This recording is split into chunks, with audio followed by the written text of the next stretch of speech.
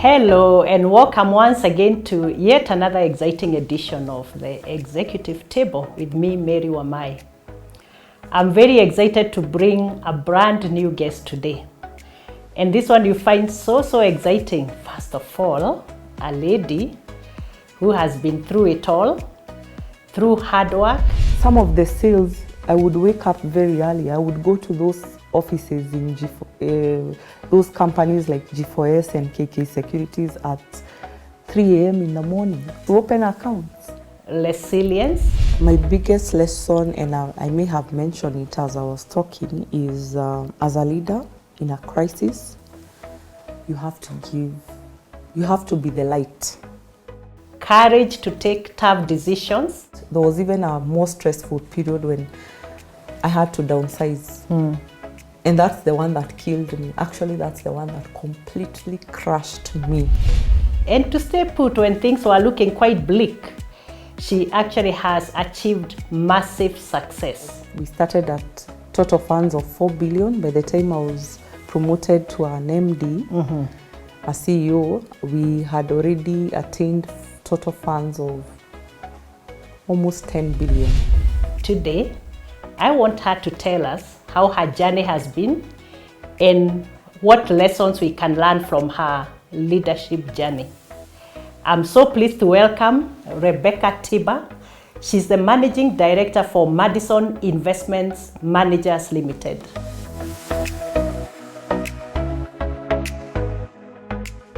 So, Rebecca. Yes. Karibu sana, and thanks for taking your time from your busy schedule to join us today and share your story. Thank you. Our Mary. viewers can't wait to hear it. Yeah. So I want us to start from where it started. You know, the young years, where were you born, your siblings, if any, your parents. Just tell us something about yourself so that we know who you are. Thank you, Mary, for this opportunity. It's exciting. So, very beginning, Rebecca Tiba. So I I grew up in a home, mother, father. My parents were civil servants. My mom was a teacher. And my dad used to work for the Ministry of Public Works. He was later transferred to it's now called NITA, National Industrial Training Oh, the ones who do training. Authority. Yes, I know them. Yeah, but his background was engineering, contracting, all that, working for the government for all his years. Throughout his working life? Yes. Okay. So I grew up in rural Kiambu. It's called Kiamba sublocation. Kiamba? Yes, Kiamba sublocation. We had John Gashora here, the MD of NCBA. Yes. And he told us he's from Lali, also in Kiambu. Yes, so that's part of Kiambu County. Yes. It's called Kiamba sublocation, Kiamba district. Okay, now I think it's county. It's Kiambu is county Kiambu now. district. Kiambu county. Yes, Kiambu county. Then it was called district. It's it was district province. before in the old system. Yes. Ah, wonderful.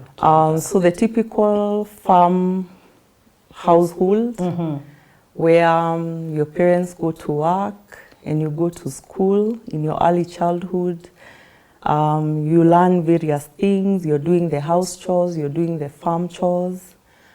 And basically, the outside world is not very familiar with you because even the primary school, the nursery school is around the neighborhood. My primary school was just a walking distance from home. And my mom happened to be the teacher, one of the teachers of the school from when I was in class 1. Yeah, so we went to primary school there. It was called Kibubuti. Did you ever get punished for being late for school? Yeah. In primary school? No. Or your mom used to say, go. My mom can't leave us in the house. Yeah, she makes sure so you go. We would go very early. And also the culture of the primary schools was that we used to go very early in the morning. All I remember from when I was a little child is that it was very cold, chilly mornings. In fact, the name Kiamba in Kikuyu It means mba. Mba is cold, fog. The chill. The it's fog. Chilly. Oh, it's foggy. Yes. Ah. So all through my early primary school, nursery school, we used to wear those very warm. I think in Kikuyu they are called boshori. Oh, the warm hats, eh? Yeah, the warm hats that cover you, the whole head, the ears. Yes. Yeah, so that was our life. Very nice rural life. Is it still that chilly now? I know with climate change. Not as chilly as before, but it can get chilly around June, around this time, June, July, August. Towards now, end of August, it gets a bit warm. Yeah. So my parents were disciplinarians, though it was that.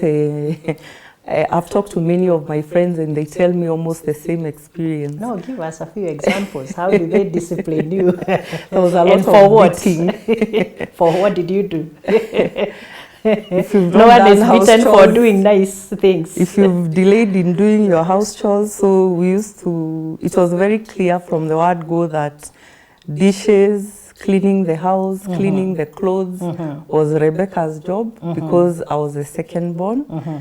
I needed to tell you a bit about my siblings. So my brother is older than me, the firstborn. Then I was born a year later. So we are 1 year apart. Very close second Very born. close. In fact, I'm told that he had to stop being breastfed so that, because I was on the way. Yes. So I'm born on 6th of June. He was of that year, then he was born on 2nd of June. So we are exactly 1 year apart. Wow.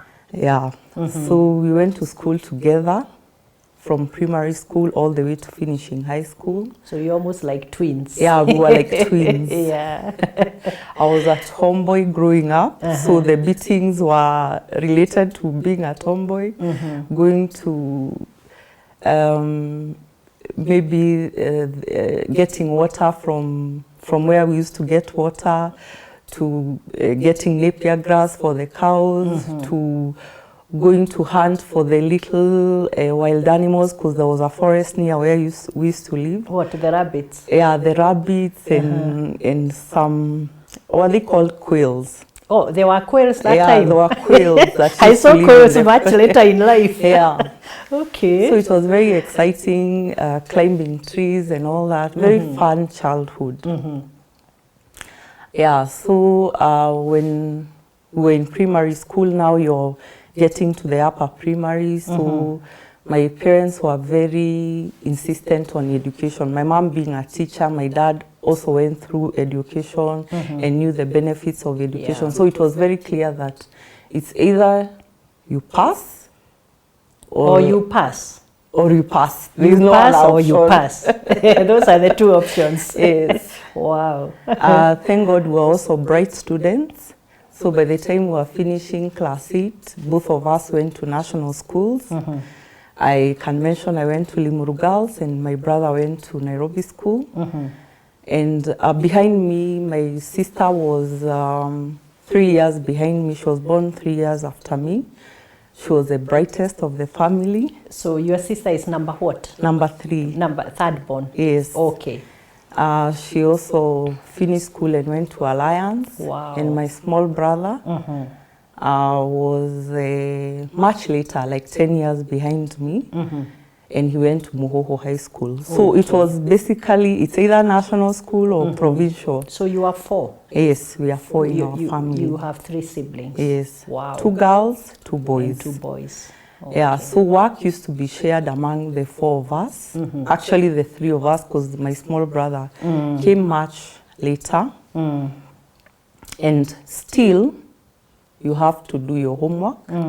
Because the schedule was you leave home at 6:30 to go to school. Yes. You come back after studies, because there was evening classes most of the time. So you'd be home around 5:30, 6. If you're feeding the cows, you must feed the cow. There was people to milk the one of us. Me, I never used to like milking. So it's either my sister or my brother who are doing the milking. Then me, I'm doing the washing of the dishes, preparing supper with mom, and that's the life.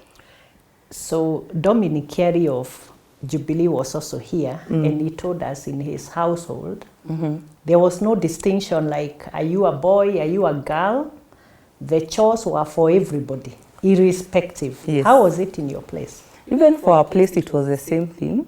We all used to do equal chores, but there were those specific chores that probably because maybe like milking I didn't like, so my brother and sister. But in terms of washing dishes, we had a schedule, all of us. So if you wash dishes Monday to Tuesday, the rest washes Wednesday, Thursday, and like that. Yes. Wow. And mom remembers she's a teacher, so most of the time she has to finish cooking with us very fast, sometimes even leave us to finish as she goes to mark maybe exams or homework or whatever it is, assignments, because she was teaching both lower classes and upper classes. Okay. And my dad, of course, used to come home late because of working in Nairobi. So he had to commute from Nairobi, Yes. your dad? Yeah, he had a car, thankfully. So even in that whole situation of growing up in the rural areas, my dad had a car. He built a good home for us. Okay, that's We had electricity. Those days, electricity was a luxury. And you had all those amenities. We had all that. We had a TV. Yeah. Colored, not black and white. So even the neighbors would come and watch football during World Cup. They would come to your our place? home. Yes. Oh, you are. Yeah. We were the hosts for most of the village. Wow. Yeah, my dad and his friends. And of course, Saturdays, I saw during celebrations, my dad would slaughter a goat and invite the relatives. And we were a very close-knit family. Like, I remember a lot of get-togethers. My grandmother died when I was so young, 5 years old. She was a Mokorino. It's another history out there, very religious family. And I have very fond memories of my grandmother, the way she used to make for us pancakes. So very family-oriented background. But discipline, I was a rebellious, what can I say, like a naughty girl. In fact, my mom used to be like, oh my God, who is the boy? Because I even used to want to wear what my brother is wearing. So during Christmas, if my brother is being bought for a suit, like let's say a shorts suit, even me, I want that. Then my mom is like, no, you're a girl, you have to wear a dress. And I'm like, but I want to be like my brother. Okay. So anyway, moving on after high school. No, before we move on, you say you are very close with your grandmother. Yes. And I'm sure she had a lot of, you know, those nice stories that grannies used to tell us. Do you remember any of them? Most of them were Christian oriented, like how they used to go doing missionary work with my grandfather. My grandfather was one of the founders of that church. It's called the Church of the Holy Spirit. It still lives today. And once a year in May, they usually come to our home because my dad, where my grandparents live is where we live. Yeah, that's how it is in Kikuyu. Yes. And most of your neighbors are your relatives. So when they are bringing the service, they come once a year. My dad is not a Mokorino, he's an Anglican, but we still respect those roots. So my grandmother would tell me a lot of stories about how they would go, because the church was founded in Kisumu. And then my grandfather opened a branch in Central Province, just near where the whole, near our home. And he would go for these long missionary trips. So he was branded a Mau Mau during, he would tell me those stories. Like how he would go for long. In fact, there was a time he was away for like 9 years. During that emergency period from 52, he only came back, I think 1962, almost 10 years. Away? Yeah, away from the family because he had to hide, because he used to preach that the whites will go. So he was branded the religious function of Mau Mau. Yes. So it was a difficult time for my grandmother with her 8 children.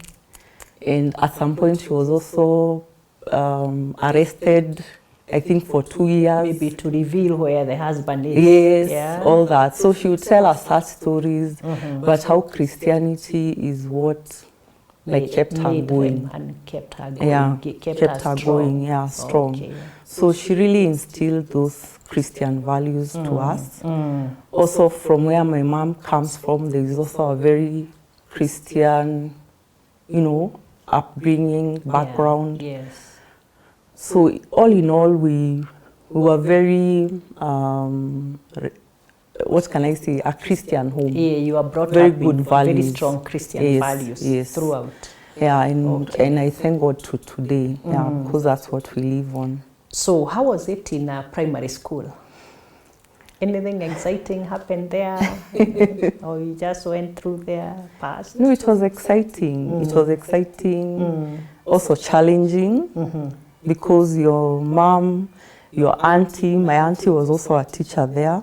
My dad's sister, and many of my neighbors were also teachers there. It's just near home. So I remember working very hard, studying a lot, because we can't look bad. My mom can't look bad, and she always used to tell us, you have to do well in school, because education is the key. So I remember the long nights studying during the day, balancing house chores with work. Also, it was fun during the holidays, because we get to host our cousins, or we go to our auntie's place. She was also a very good host. She used to live in Kino. So a very fun childhood, playing with the animals, playing with your cousins. The typical, what can I say, like very naughty things we used to do, like going to the forest, creating those slides. And you know the slide in Kikuyu, rural homes, it's on top of a hill, then it's a muddy place, then you put the water, some water to make and it then slippery. now it's a slide. So by the time you're going home, you know you're going to be beaten. You're muddy from head to toe. You're muddy from head to toe. You've probably torn your clothes sliding. Very fun. Climbing trees, fruit trees. You even used to climb trees? Yes. Wow. To pick the fruits. Very, very good fun. Yeah. And play. We used to play those games of Chamama, Chababa, such things. Nice. So a full childhood. Typical rural childhood. Yeah. Wow. So how did it go in primary school? Did you pass? Yeah. How? With flying colors. Tell us. Yeah, I got a very good grade, and I was able to be called to Limuru Girls. Limuru Girls? Yes, I was number 2 in our... National school? Yes, national school. Wow. I was number 2 in the, what can I scored I was the second best student. In the district? In the school. In the school. We used to compete with a lady. I won't mention her name, but she knows herself. We're very good friends even today. So it's either I'm number 1 or she's 2. number 1. So you used to trade like that. We used to trade and we used to really compete. So she went on and also went to a national school. We went to a national school. We were actually the first, one of the first, if not the first, to go to national schools. I was not the top in the district, but I was pretty high up. But you had done extremely well. Yes. Even if you had to be ranked on the district level. I mean, to go to Limuru, yes. Hey, you couldn't have gone with Kidogo Max. Yes. Yeah. And remember being also, you know, in that number 1, number 2, you become a star in the school. Of course, yeah. Everyone wants to associate with you. Yes. And also teachers love you. Yes. Yeah. And also you are a daughter of a teacher. A teacher. So you're the model student, me and my brother. Yes. And so it was a lot of pressure also to live up to that standard. And of course it felt good in terms of self-esteem and all. So by the time I was going to high school, I had not been outside Kiambu County. It was a very different experience because now here I'm meeting other tribes. It's a most national school that time. If you remember, there would be the whole of Kenya represented in the national school. Yes. So the first few months, you're already getting oriented to this world that you are not used to, that you have to talk this language. Remember, I don't know if I mentioned that we learned English in Kikuyu. How? Tell us. So from when you're in nursery school, when you're being taught, you know, in nursery school we are taught the ABCDs, we also taught the household animals. So I remember the teacher used to tell us, you see this goko, a chicken. This goko is called a chicken in English. Now they are saying it in Kikuyu. In Kikuyu, So and tell you the English word. Yes. So all through, from primary school, from nursery school to even class 7, class 8, you're basically learning in Kikuyu. And it's mixed up with English. So you first have to understand it in Kikuyu, then interpret it in your head to English. Yes. Even math. Even science, All the even subjects. agriculture, all the subjects, even home science. So it was. No, tell me now. So how did that impact your life in Limuru, especially as an entry student, a fresher? How was life in Limuru, which is now you're meeting kids from all over the country, from all status of life, backgrounds. It was very intimidating. Coming from some of them very top-end schools, I imagine. Yeah, you're How meeting people who are telling you this primary school you hear about in the news. That's where I came Someone from. tells you they are from Mandera, you don't even know where that is. They are from some part in Ugenya, you don't know where that is.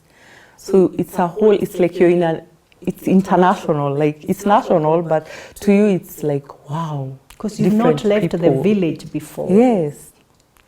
So how did you adjust and adapt? It was hard. Tell it was us hard about to the adjust. adaptation. I remember I was so homesick from the time my parents dropped me to like the next visiting day, which was a month later. And I remember the first initiation was you're taken, like most national schools, you have houses. So the way you sleep in your house. What was my house? We used to wear green. I can't remember what it was. But it was very overwhelming, learning very many things at the same time. But one thing that stood out is my language, the way I used to talk. So remember in primary school, I never talked English. We learned English, but we talked Kikuyu. Yeah, you even learned English in Kikuyu. So it's broken sentences. It's the way you write that you are now talking. And it's very funny to other students especially who have studied in Nairobi. So the first thing is they are laughing at you. What? Because when you ask, what's your name? My name is Rebecca. You know, the way you're talking. And you're sluggish. Yeah. Because you have to think what you have to think what you're saying. And then your R's and L's, I still confuse them even today. The Kikuyu problem. So you're laughed at and you're like, what's wrong with me? So all in all, and I forgot to tell you, I went to class 1 when I was 5 years old. You were very young. I was very young. Yes. So by the time I was finishing primary school, I was like 12 heading to 13. You were very young for the class. By the time I'm going to Form 1, I'm 13, going to 14. In fact, I turned 14 that June. After you joined I Form joined 1. in January, 13 and a half. So this is a 13 and a half year old person already experiencing discrimination because of language. because of where they come from, And rural background. areas. Yes. So it was quite intimidating, overwhelming. So you become timid because you're like, wait, I don't belong I'm here. not like the others. I'm not like them. And in some way it was like bullying, because then they make fun of you, they line you up. I think most national schools, if you listen to people, they'll tell you the way it was called rebels. So when you're in other schools, they would call it mono. Mono, yes. But in Newcomer, most national yeah. schools, they would call it rebel. So you're called, you rebels, come here, sing for us a song, tell us your name, write your name with your body. What? And it's, for them it's fun. It's fun. But for you, it's intimidating. It's like bullying. And so that brings a lot of pain, a lot of seclusion. And I remember throughout, I never quite got out of it, even when I went Form 2, Form 3, Form 4. It affected my studies. Yeah. That earlier on bullying, feeling like you don't belong. This is not and my everyone place. is telling you, but you're so lucky you're in a national school. I remember telling my parents, we had a conversation that when I went to Form 1, that holiday, and I told first them, holiday. me, I don't want to go back to that school. Why? It's the best Because school it's the ever. best school. You are People very are lucky to be dying called to a to national get school. there. And I'm like, no, I feel like I don't belong. It's for a different class. I'm even put in a place, when you're from rural areas, you're being told you're a shags modo. That's what they used to call you. Yes. Shags Modo. Shags modo. So you're put in a corner, like in groupings. This is typical rural girl. So all of you from Northeastern, from Kisumu, from Machakos, Makueni, you all Put shags together. modos, people who are from rural areas. But somehow that's my tribe. We formed our tribe. Yes. And we're able to thrive. Somehow you got over it. Yes. You adapted. Yeah. And But remember, these shags models were looked down upon. yes, I can imagine. So when it comes to even clubs, joining clubs, you're not considered because you're a shags model. When it comes to debating club, whatever, and you're not really outgoing because you're already in that cocoon of shags model. So Did you form a farmers club? Maybe that's where the Shags models belong, to farmers club. We actually used to do a lot of farming. I can imagine. And the school used to produce its own vegetables. Yes. So we were doing a lot of that farming and supplying to the dining hall. So it was a very nice pass out for us. Somehow we formed a club in that.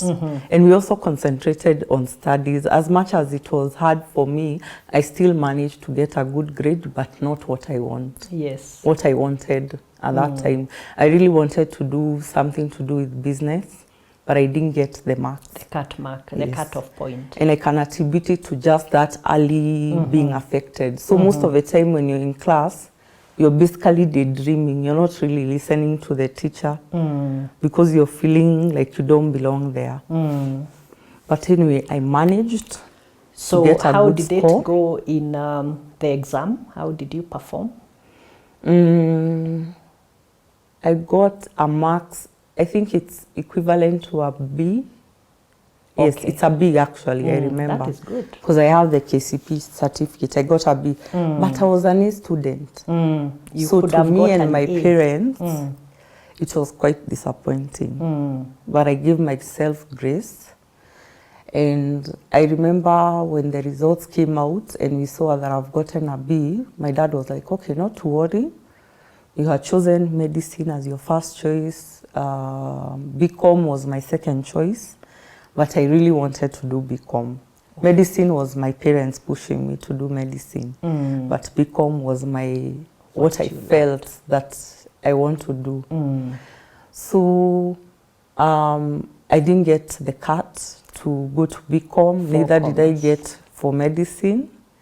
And everything else I had chosen, because we used to choose 4, was not anything you just used to feel. What you like? You feel the first 2 is what you like. Yes. The third and fourth, you can't even remember them because you are just form feeling. Because you are required to have four, you do. You just feel. I remember it was anthropology and something else. Wow. I was like, who is going to do anthropology? So my dad was like, okay. He, being in that, working for the ministry, he knew a lot of civil servants, and he also knew vice chancellors in universities. So he was like, okay, I'm going to take you to Nairobi University to see the vice chancellor before you choose, because there was a chance to revise your grades, your choice for university. So I was like, okay. So he's like, I think he was called Gisha, I can't remember him. But he was a vice chancellor for long, so he was well known. So my dad booked the appointment and we went. You remember he had a car all through, so we went. Me, I had never used the matatu ever in my life. So you went to the university? Yes, so we went to the university, Nairobi University, and he was basically doing a career counseling for me to tell me what I can choose. These are the choices. These are the choices. Like with your marks, you can do A, B, C, D, and those will be good for your future. Because I didn't make the cut to BCom, so he was like, don't worry, you don't have to do BCom. Sometimes even in the job market, they don't want a degree of a certain thing. Even if you want to do business, work in banking, because I really wanted to work in banking, they can still take you with a first degree in anything. In something else. Yeah. Yes.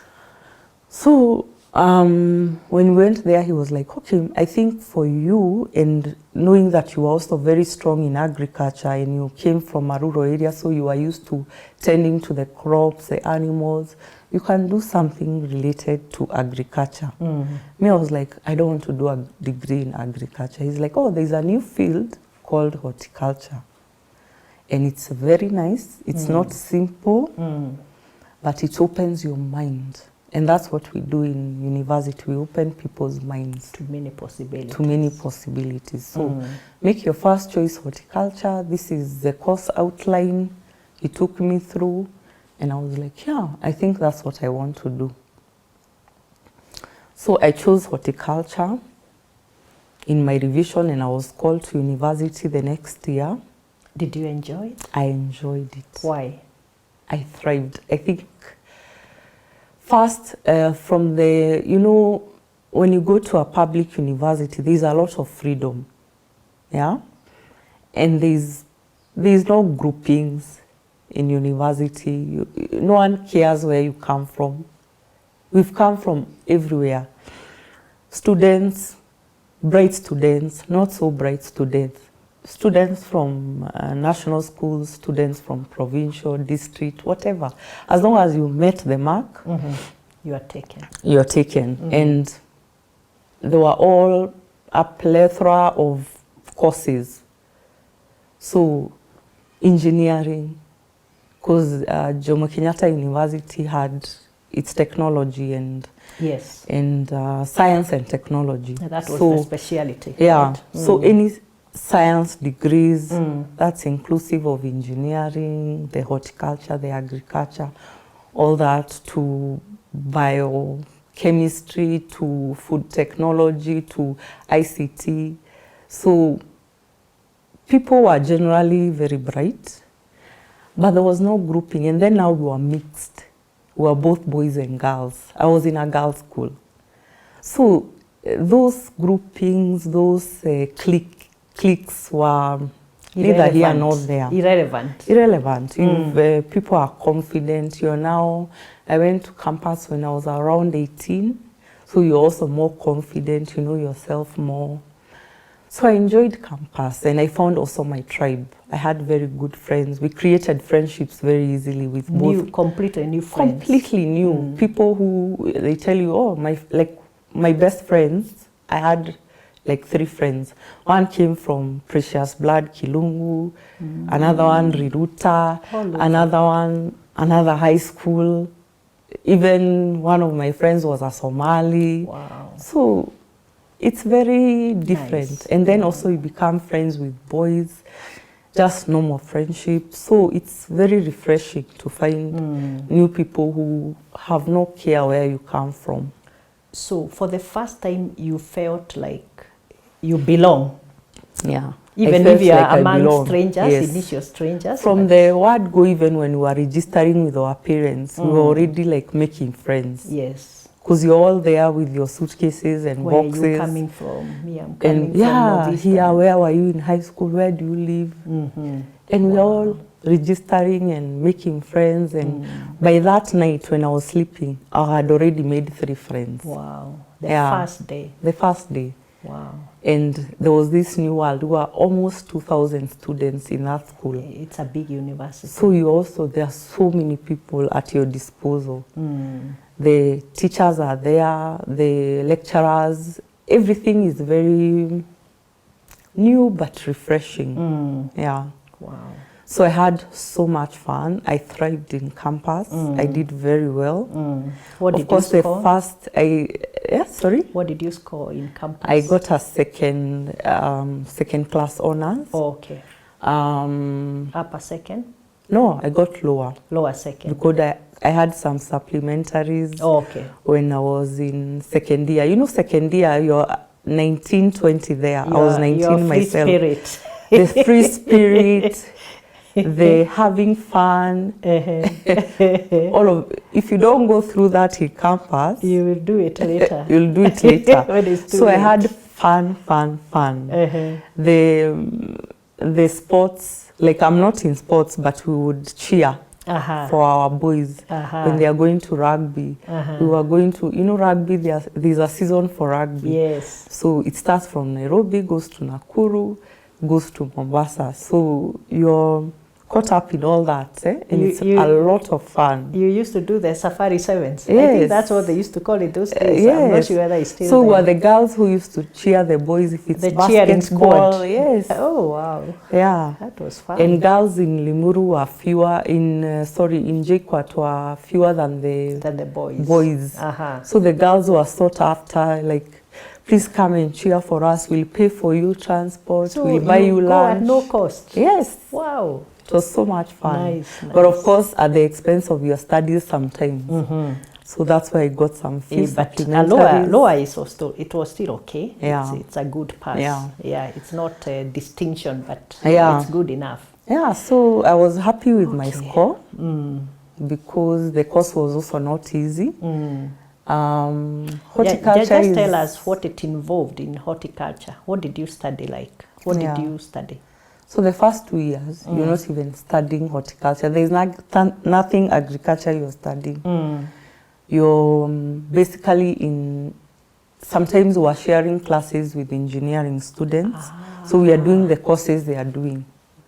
Some engineering courses, some mathematics like calculus, all the way to calculus 4. We are also with architectural students, School of Architecture, because horticulture also has landscaping and technical drawing. So the way when you build a house, how you put your landscaping, your plants, the gardens, the trees have to be relevant with your home. They have to match with the theme, of your home, but also the functionality. So we're learning a lot of that in architectural. So we're in that class with architecture to learn as they build. We also have to come in and do the trees. I know if you see the architectural models that they do, they'll even place the trees and the land and the plants where they should be. Outside the building. That's us who come and do that. Yes. So we are part of the team that does the whole. So that field of horticulture, you can go into many fields. You can decide to go into real estate and do that landscaping. You can decide to do the fruits, vegetables, and flower farming, because that came in 3rd year, 4th year, when we are now learning about the real horticulture, fruits, flowers, and vegetables. But that foundation of biochemistry, architecture, engineering, ICT, really helped me and opened my mind. It's a very wide course. Wow. So it opens your mind and you see now the opportunity. Now you start understanding. Kumbe, it wasn't this Boring. easy or boring that I thought. Yes. And it actually made me now put in more work, because I realized, my God, what I'm dealing with now is not what I thought. It's much harder. Yes. And so I have to put in the work. And towards the end, then there's always, in every course in university, there's economics, there's accounting and entrepreneurship as part of the courses when you're finishing. Yes. And even something to do with psychology, because they imagine that, of course, you'll be working with others. Yes. So there's also that. And partners. So it was a very interesting course. So you I was enjoyed so happy to have done it. And now I'm in finance. I'll come to that. Now you need to tell us, now from horticulture, I would have imagined you will go and work either in an architectural farm, you know, to do the design, the landscaping bit of it, or in curry research. Yeah, cafes and all that. The airport. But that didn't happen. Yeah. Now tell us what happened. So which year now do you finish? I When finished did you graduate? I graduated in 2004. Early 2004. Yeah. Okay. I finished in 2003. Still very young. I was, you can guess my age, I was 22 when I was finishing. When you graduated at 22? When I was I actually graduated before I hit 23. What? Yes. Wow. So I was very lucky, because remember, I still wanted to do something to do with banking. Your dream was to become a banker? Yes. Uh-huh. And the specific thing was manage people's money. From when I was a little girl, my mom reminds me, my dad also reminds me. I used to say that a lot during get-togethers when we were lined up and asked, what do you want to do when you grow up? And I used to say, banker. Why? Banker. I want to manage people's money. I want to count people's money. Wow. Yes. That was your dream from That those was days. from when I was less than 5 years. Wow. Yeah. Wow. So I remember that. And all along I was like, I went for internship. You know, when you're in third year and fourth year, you do industrial attachment when you are in campus. So the industrial attachment I went for the first time when I was in third year was in Del Monte. And being in horticulture, I was put in the farm, because Del Monte is a full agriculture and technology. And they do also the manufacturing. And they do the manufacturing. The value creation. Yes, value creation. So food technologists, people doing agriculture engineering because of the mechanization, people doing horticulture because it's a fruit. So all the agronomy part of it. So me, I was in the agronomy part of it, but luckily my internship went through the whole value chain. Yes. From when you plant the crop to when you tend to it, harvest it, until process it into now the packet of juice that you see, or the canned pineapples that you see. So that went on for 3 months, and I was like, do I want to do this? No, I don't want to do this. Then my second internship was in BAT, where I was taken through from the point of planting the tobacco to processing the leaves. So there's a whole curing process. BAT, do they do the planting, or they do outgrowers? They have outgrowers. They have outgrowers. So when you're part of the learning is to go to the outgrowers, see how the crop is tended to, planted, tended to, until harvesting, until the curing. There's a whole curing stage of sometimes almost a year for that leaf, from when it's green to when it's now brown, so that now it can be processed. So, and now the factory bit of it, and even outselling. And I really enjoyed, when I was in BAT, the point where we were now doing the purchasing, the trading, because I also went through that that exposure of how they trade the leaves. Some of the leaves are traded out of the country to other tobacco manufacturers, but some of it is also most of it is now manufactured here in Kenya, into the cigarettes and all. So having gone through that, I realized this is not where I want to be. And there was that stint I also interned in the airport. Most of these flower farms or vegetable farms have cold rooms, go downs, where they do the whole process, the whole packaging until they ship them out. It's shipped. So I was like, okay, that part is interesting, but this part of growing and everything, I don't like it. I want to be out there with doing something that's involving money. Bringing the sales or managing the money in finance. So I was like, I have to go back to banking. I don't know how, because I've just finished. And our aspiring MP, who happens to be a very distant relative, when I was like 1 month into my holiday after finishing university, before even we graduated. So the results are not yet final? No, actually we had graduated because the graduation was so close. We finished exams in December. By March, we are graduating around there, I think. And then April is when they are coming back. The other students are coming back. So graduation is during the long holiday. I'm not sure whether it was December or somewhere around March. I think it was around March. I graduated. So this MP in our area in Kiambaa sub-county, it's called that, there were very few students who had even gotten degrees.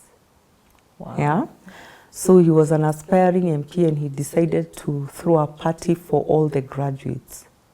So at first, it's all the graduates who finished in 98, 99, 2000. Then he couldn't find enough. I think we were only 5 in that whole area. The whole space? The whole space. Wow. So he's like, okay, let me cast my net with the ones who have graduated for the last 5 or 7 years or 10 years. To come, all the numbers. Yeah. So he went to every village. Him and his associates went to every village to get this graduate who has graduated from campus from this area. You know, it's 20 years ago, but it sounds like a joke, but imagine it was true. Very few. We were not even more than 20. For 5 years? Yes. That's few. We were very few. Why do you think, if I may ask you, Rebecca, why do you think that statistic was like that at that time? So does that mean that very few students were qualifying to go to university or what? Yes. And now you're talking about both male and female. Yes, male and female. So one thing, Kiambaa, being in Kiambu, I think the nearest shopping center is called Banana. Then Nairobi is just 14, 15 kilometers away. The main economic activity that happens there, especially for boys or men, is matatus. Later on, 10 years ago, it started with it became real estate with the workers, because that's our area. So much construction. Construction, people selling their land for investors to come and build. But earlier on, it was matatus. So what people used to say, that once these boys taste money, they don't want school. They completely forget about school. Yes. They have no interest. And most of them were introduced to being makangas by the time they're in class 6, class 7. Yes. So they are already, and there are not also very many primary schools. In rural areas, you find a whole village, maybe like 5 villages are served by 1 primary school. Actually, you'll walk like a 10-kilometer radius or even 20 to get to one school. Yeah. Luckily, us were near our school, but we had students as far away as even 10 kilometers away, coming on foot. And fro. Yes. 10. That's 20 kilometers per day. And that's like 30 years ago, but that shows you how we've grown as a country. Because right now you'll find a school at every, maybe not even 1 kilometer, 500 meters, there is a school. But before it was 10 kilometers, sometimes 15 kilometers. So why that is the case is because there was so much poverty generally in the area and generally in Kenya. In rural areas, there was a lot of poverty. So the most economic activity for men was matatus. For ladies, the women, it was going to Wakulima market. We used to call it marikiti. It was called marikiti. So women, most of the mothers who had not gotten into formal colleges and now don't have formal jobs like teacher, or because teacher was a very good career. Like you are very ahead. Eh? So by the time my mom is a teacher, she's like corporate. Because most of the parents were, if it's a mother, she's doing that gathering farm produce to take it to Marikiti. And that used to happen very early in the morning. She's a small trader. 3 a.m., 4 a.m., they are being picked up by matatus to go to Wakulima market, Parklands market, yes. Because it's not far, 15 kilometers away. Yeah. So they would be taken there early in the morning to take their produce. For the men, it was matatu. So a man is either a makanga or a driver of a matatu. And there were so many matatus in our area. There is even a very big circle called Kakose in Banana that does that. It was the major one in our area. So that tasting money early made many boys not go to school. Now for the ladies, most of them, I think the cycle of poverty. I remember even when I was in class 6, 7, many of the girls would drop out. They are pregnant, they get married. Yes, that's the end of schooling for them. That's the end of schooling. So very few of us made it to high school, made it to campus. And so when this MP called for graduates, there were very few. Yeah, I understand. We were 20 of us. So in that place, I'm just newly graduated, not even 4 months out of school. And then we are called for this party, a very nice home in, that place is called what? It's somewhere in Limuru, Red Hill. Red Hill, that's where his home was. So you went to his house? So we went to, he called us to his house. The party was in his house he had, and he called us with our parents and some of his relatives. So it was a big party, and there was a lot of nyama choma, the full, very nice catering and all that. Like the modern catering. You know, for some of us, we've never even seen that. Being served by people who look like they are from hotel. Proper chefs. Proper chefs. And there is nyama choma being chomwad there. And of course, it's a nice, spacious, lovely compound. Home. And I was like, wow, I would want such a home one day. I want to live in a place like this one. So as we were waiting to be served and all, I realized maybe they needed help, the chefs and all, and the servers. So just the way we were brought up, like when they are guests, you help out. If family members come, you have to help out in the cleaning, the serving. I started helping to serve. Without being asked? Yeah. Wow, okay. So I'm like, maybe they need plates. Maybe people need to be washed hands. You bring. Yes. So I just started being busy like it's home, and I started serving. And I'm a guest. So even the wife of the MP and the kids are like, no, it's okay, they'll do it. I'm like, no, let me help out. One of the sons is like, at the end of the day, when we're almost leaving, he's like, you said you did horticulture? Yes. Oh, there's a friend of mine who works in a bank, and they are looking for graduates to do sales. Is it something you can do? I'm like, bank? My antennas were... Your dream? My dream.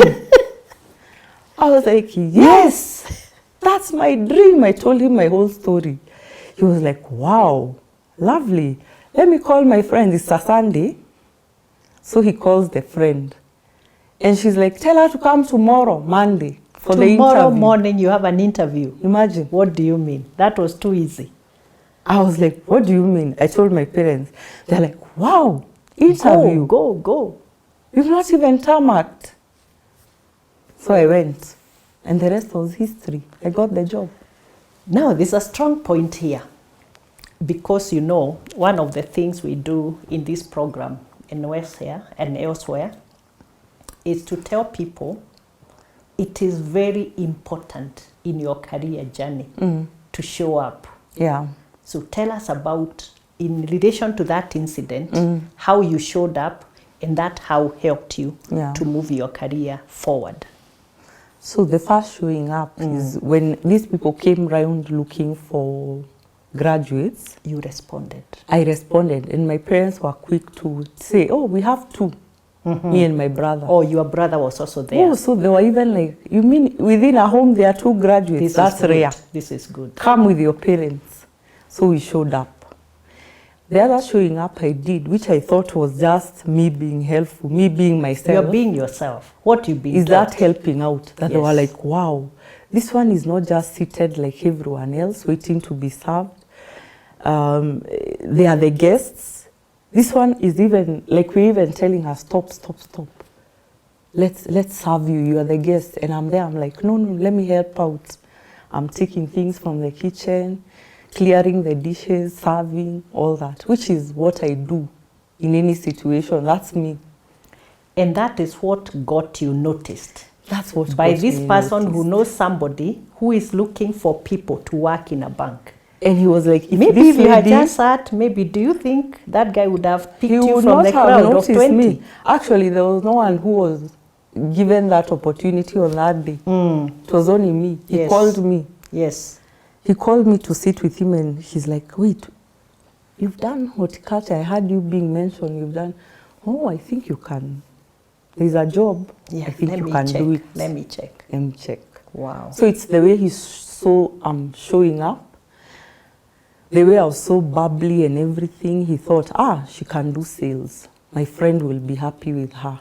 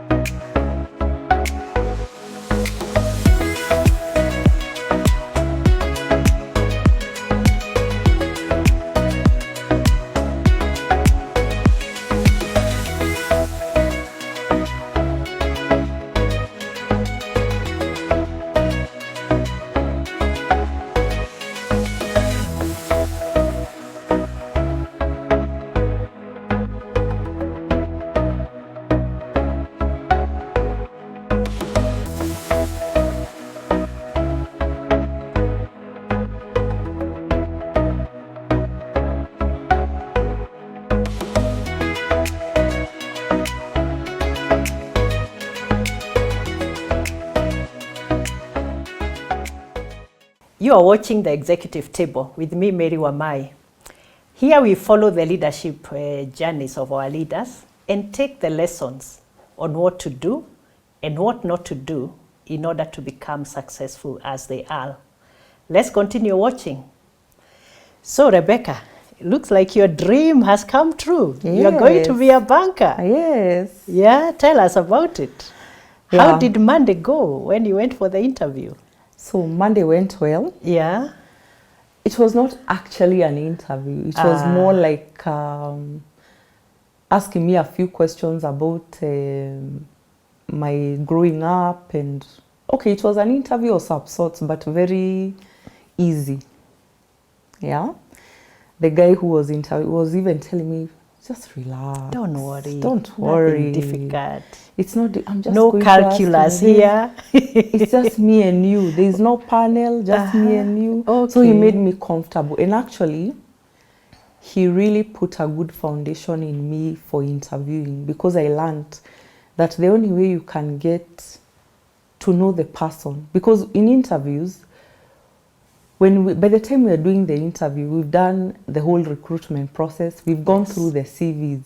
By the time you are landing on that candidate and you are saying, I want to call them for an interview, you already like the CV. Yes. They have already qualified in terms of education, experience, whatever it is. Now you just want to know their character. So by making someone as comfortable as you can, then you bring out their character. When they are calm, they'll bring out their character. So he made me so calm. So my character came out. And I remember he was either choosing for you to go to the graduate trainee program or to go to the sales program. So when my character was able to come out after I relaxed, he was like, you're perfect for sales. Wow. So I'll take you under short meeting. The sales program. Wow. Yeah. So, you know, these days we also say that you should recruit for attitude. Yes. And train for skills. Yes. Did you feel like that is what happened to you at that particular moment? Yes. In the bank? For sure it did. Because I was able to bring out probably those selling skills, that character that is warm, bubbly, helpful. And he was like, this one, let her go to the line of sales. She's perfect for sales. Yeah, because he was able to get my character, even from my upbringing and all that. He asked me more of background questions and more of me than even the job. Than the technical stuff. Okay. He didn't dwell on the technical stuff. He was like, we just need graduates. That's it. We don't care whether you've done anthropology, botany, as long as you've done a degree. Okay. Yeah. Okay. So I went into the bank. It's one of the big banks, oldest bank in Kenya, foreign owned. Tell us which bank. It is Standard Chartered Bank. I'm so proud of it. Multinational bank. Rebecca, a banker. So not just a banker, but a banker in of where my mom's first account when she became a teacher was in Standard Chartered. Wow. I remember lining up in those same banking halls, Moi Avenue. Okay. And now I'm working in Moi Avenue. In Moi Avenue. That was quite exciting. So it was so exciting even for my parents. Wow. Yeah. They were so happy. Eh? Yeah, they were so happy. Had they accompanied you for the interview? No. You and your parents sound like you are like this, very those close. Days, we are so close, but those days, now you are after the teens. I'm now 23, as I told you. Plus also, at that time, you are more independent. Yeah, so I hadn't even gone with any of my relatives or anyone. I just went myself. Told them, I'm going to this place for the interview. They knew. And anyway, they knew from the previous day we were with them when that conversation was happening. So they wished me well. My dad told me interviews, you have to go very early. So I arrived like 2 hours before time. Okay. Yeah, so it was lovely, and it was a whole program where before we even went to where we were stationed, we were taken on a training program for like 2 weeks to a month around there, just to be taught about what we are selling, what is Standard Chartered, what does it stand for, the culture and values of Standard Chartered. It was a very nice program. Wow. Yeah. Okay. So I was able to learn a lot of history, a lot of the culture, and how we are expected to behave. One of the trainings that I took away with me and I still practice it today is how we present ourselves to customers. What, executive presence? Yes, executive presence and professionalism. Yeah. So we were taught how we dress affects how people perceive us, how we talk. So we were even done for role plays. Someone comes in dressed in a certain way, and then you asked, would you buy? Would you respect this? Would you think this person works for a bank if you met them? Would you trust them with your money? Would you trust them with your money? So I learned that in finance, in financial services especially, banking situation, whatever financial services, whether banking, insurance, investments, whatever, circles, you have to dress in a certain way, professional way. You have to talk in a professional manner. You can't use slang, sheng, what. That, of course, has changed over time because now we have the Gen Zs, we are the millennials now. I'm a millennial.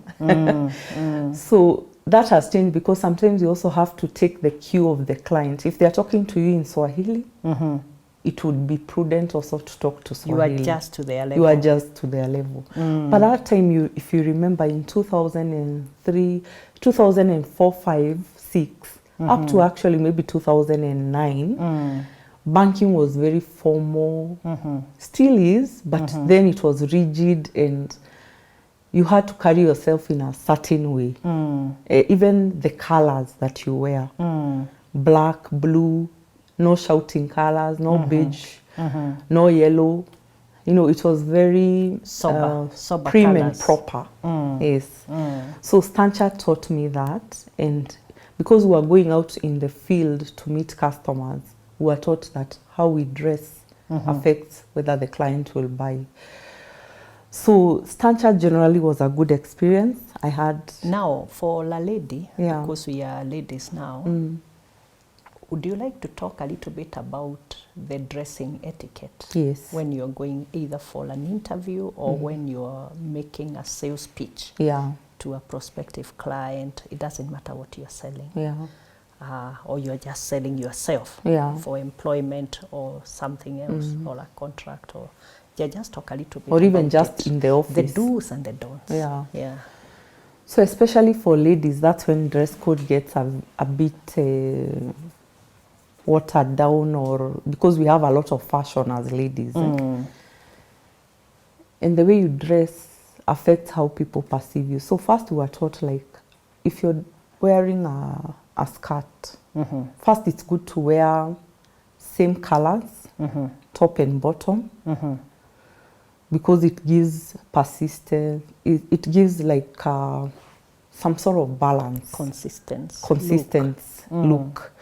Although, of course, fashion has changed, so you'll find a lady wearing a hot pink, nice professional jacket with a black skirt or dress. But the general rules are it should be either at the knee or below the knee. Like the way I'm seated right now, you can see my thighs are not showing. If you're wearing a skirt and the thighs start to show, it is deemed unprofessional. Because then you are getting into areas that the focus now shifts completely. From you as a person to now what are you wearing? What we can see. What is behind there? Tell them. When the thighs are showing, you know, and you know, we are blessed differently. There are those with very big, small, shapely, so people start... The focus shifts to what you are actually even if supposed it's a to be lady selling. talking to you, they are also like wondering, how can she dress like that? They get distracted. The judgments start, the distractions start. If it's a man, they probably feel embarrassed, or some, depending on who they are, some could be also vulgar. Shift. Also, like the tops, you should hide your chest. The bust. Yes. So don't wear something that's very low on the bust, like you can see the cleavage and all. That tends to now distract people. Also not too tight, although the fashion has changed, but let's not be too tight, because tight, again, it's showing how your body shape is, which can tend to, but of course we can't also dress like grandmothers. We have to dress with fashion. We have to go with elegance. the current. It's elegance. So it's elegance, prim, professional. Yeah, sure. Yeah. But without distraction. Without distraction. Also your arms, you can't wear those bare arms in the office, or see-through, boob top. See-through dressing, because that's distractful. Even when it comes to the makeup as ladies, let it not be too shouting. Even the heel, it can't be too high. It can be flat, but again, too flat could look unprofessional. Like I see ladies wearing doll shoes or open shoes in the office. You know, you'll find ladies have like 2-3 pairs of shoes in the office. Yes. And they come in the high heels, and then they go into the flat shoes, sometimes sandals. No, even in my office, clients. I tell the ladies, still walk in those high heels. If you're going to wear the high heels, let it be a comfortable heel. Yes. So that you can walk around in the whole day. And if you want to relax in your desk as maybe you're doing long typing, you're doing a paper or whatever you're doing, you can wear the flat shoes, but let them stay at your desk. When you leave, don't walk around in when them. you leave the desk, wear the proper shoes. Yeah. Yeah. Wow. And the flat shoes have changed nowadays. You have flat with a small elevation. A small elevation is always comfortable. Good. Very comfortable. Not completely flat, looking playful or Saturday, church. No. Those ones, or open shoes. Open shoes is a no-no. Even open toe is a no-no for especially the financial services. Yeah, or open back such that we are seeing your heel and your ankle, your heel part. Yeah, those we were taught. Actually, we were taught in Standard Chartered how to wear. How to dress for executive presence. And you don't have to spend a lot of money. I think you can go looking for those clothes, even if they are second-hand clothes. Just match them up. Let them be well ironed, looking fresh, clean. Yeah, I've seen people walking around in very creased tops and jackets. No, and that tends to sell you like cheap. It doesn't matter. It sells you cheap. People don't take you seriously, and it doesn't matter whether you're in sales, in the financial services, or whether you're behind a desk in back office. Even your own colleagues will have an opinion of you if you wear those crease clothes, if you're eating and food has poured all over and you have those stains, people won't take you seriously. You are applying makeup and the foundation slipped on you, and now you have that stain or hairs. Yeah, so even the hair should be nice and neat. Yeah, you can do whatever you want to do with your hair. Nowadays, even ladies are wearing wigs, but the wigs also matter. You should always hold or make it short, because too long now tends to be on the casual side. Like I see these long wigs that are falling up to here and they are all over. Now it tends to look more occasion. You can wear that for a dinner, even if it's a corporate dinner. Yes. But when you're in the office day to day, hold it up, make it neat, or make it, just below, like just not more than your, not lower than your, what is it called? This one. The shoulders. The shoulder. The shoulders. Let it be shoulder length. Yes, shoulder length. Okay. That's what we were taught, and actually I've seen it even when you watch movies. Or nowadays in YouTube, there are all these people who talk about professional, how you should. The etiquette, Professional etiquette. They always emphasize that the hair should be shoulder length, not longer than that. And well knit, away from the face. Because again, you can't cover your face. People need to see you. I see people wearing those fringes or that are covering almost even the eyes. See the eyes. No, that's unprofessional. It's not proper. Maybe in other fields like marketing or other non-corporate. Non-front office. Non-front office or even non-corporate can tend to.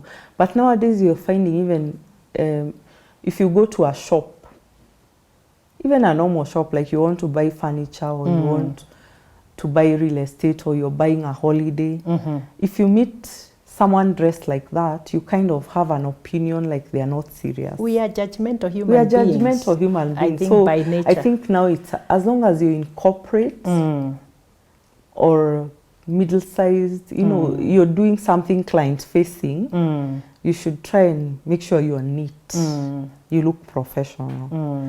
Even for the men, like you're there with a hoodie. Our young men are wearing the trouser, the shirt, the tie, and then a hoodie on top. So can you really talk to your boss in a hoodie? Can you go for a meeting, meet a client in a hoodie? The client will be like, wait a minute, am I dealing with a professional, or I'm dealing with someone who has just picked up a hoodie from wherever?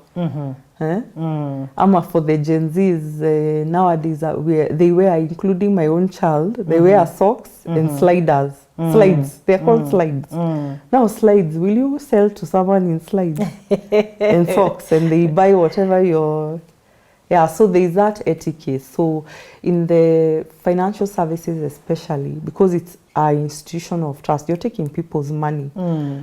You need to be trusted. Yes. And how you look, how you talk, it plays a big role in whether this person is going to trust you with your money. or not. Including the teller. Yes. Including the customer service person who they are meeting. Yes. So including even the guard. Even the guards who work in banks or banking halls of insurance companies, they have to make sure they are neat, clean. And that's why they wear a uniform. Because they are part of the people there. They are part of the package. Business. Yes. Yes. Yeah. Oh, that's amazing. Thank you for those tips. So now your interviewer has been quite impressed and he feels that you can join the team on the sales side.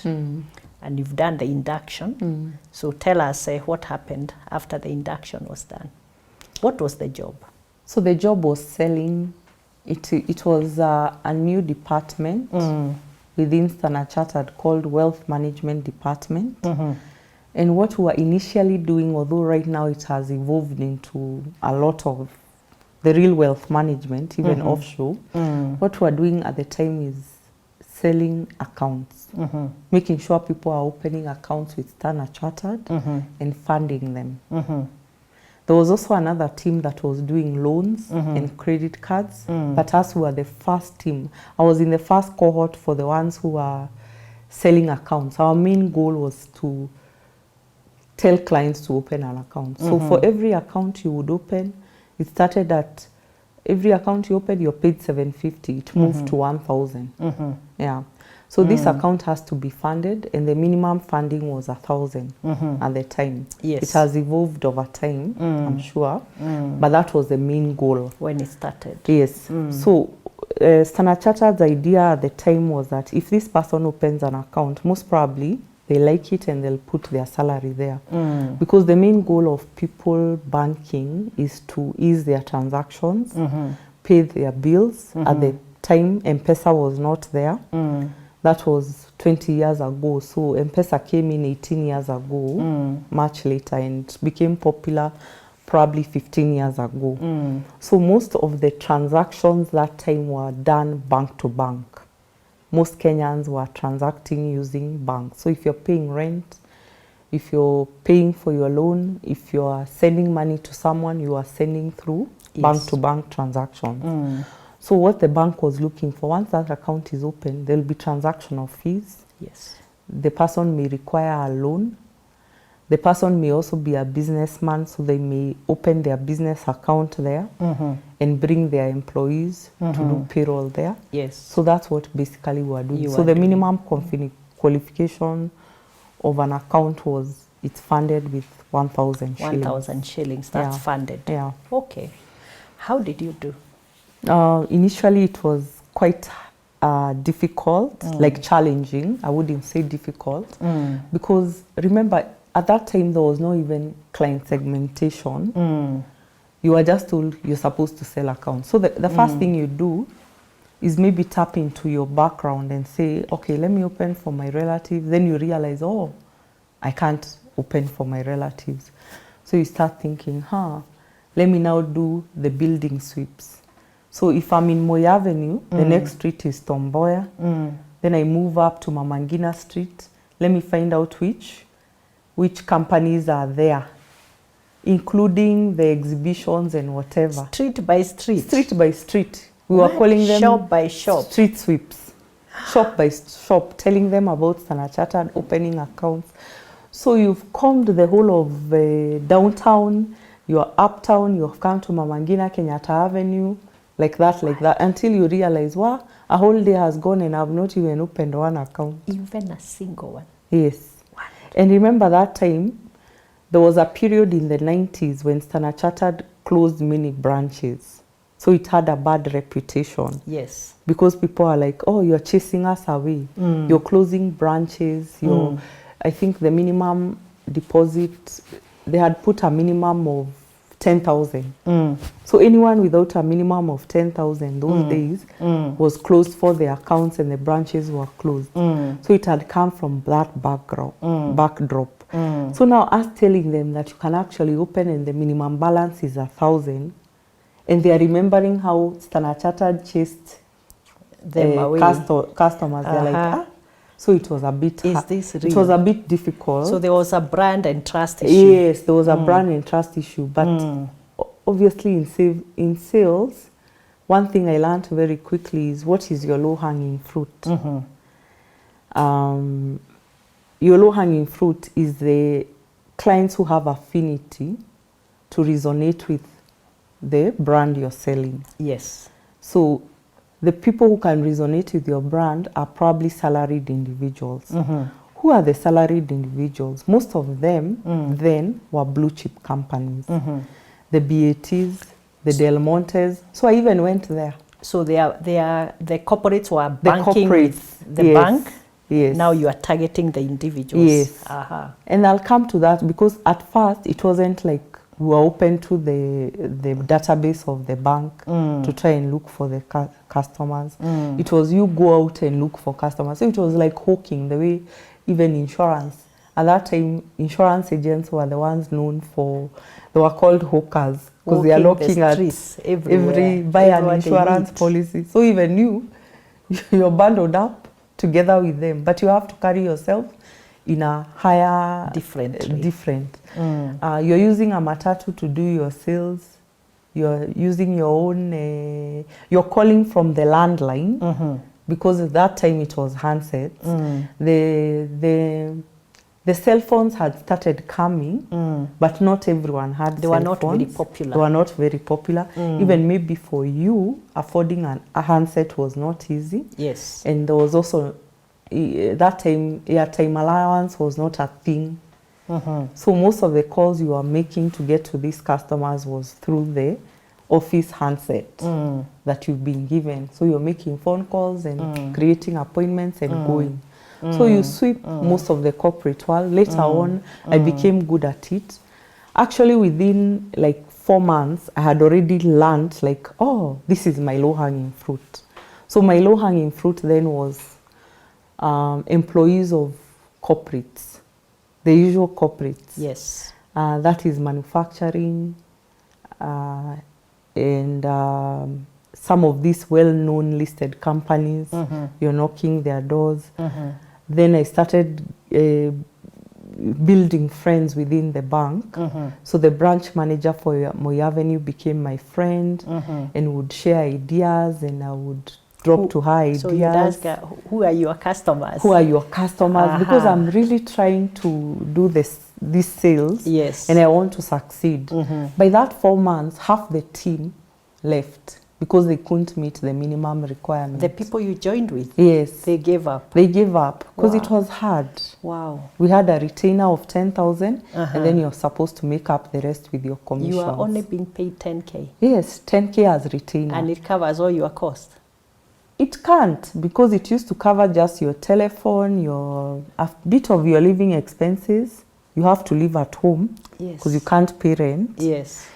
You're not able to afford, and the commissions would come after you have funded the account. Yes. And how many accounts you've opened. Remember, it was 1,000 for every account. So I quickly realized that, I need numbers. So I need to collaborate with people. And since I'm good with people, like I can talk to people, the same way I can talk to clients, I can talk to my colleagues. Let me ask my colleagues for help. So I went to the branch and we became friends with the branch manager and started asking, even picking her brain, because she also had targets. And I'm like, what if we were to target companies that already have accounts with the bank to make sure their salary accounts, their payroll accounts are with the bank?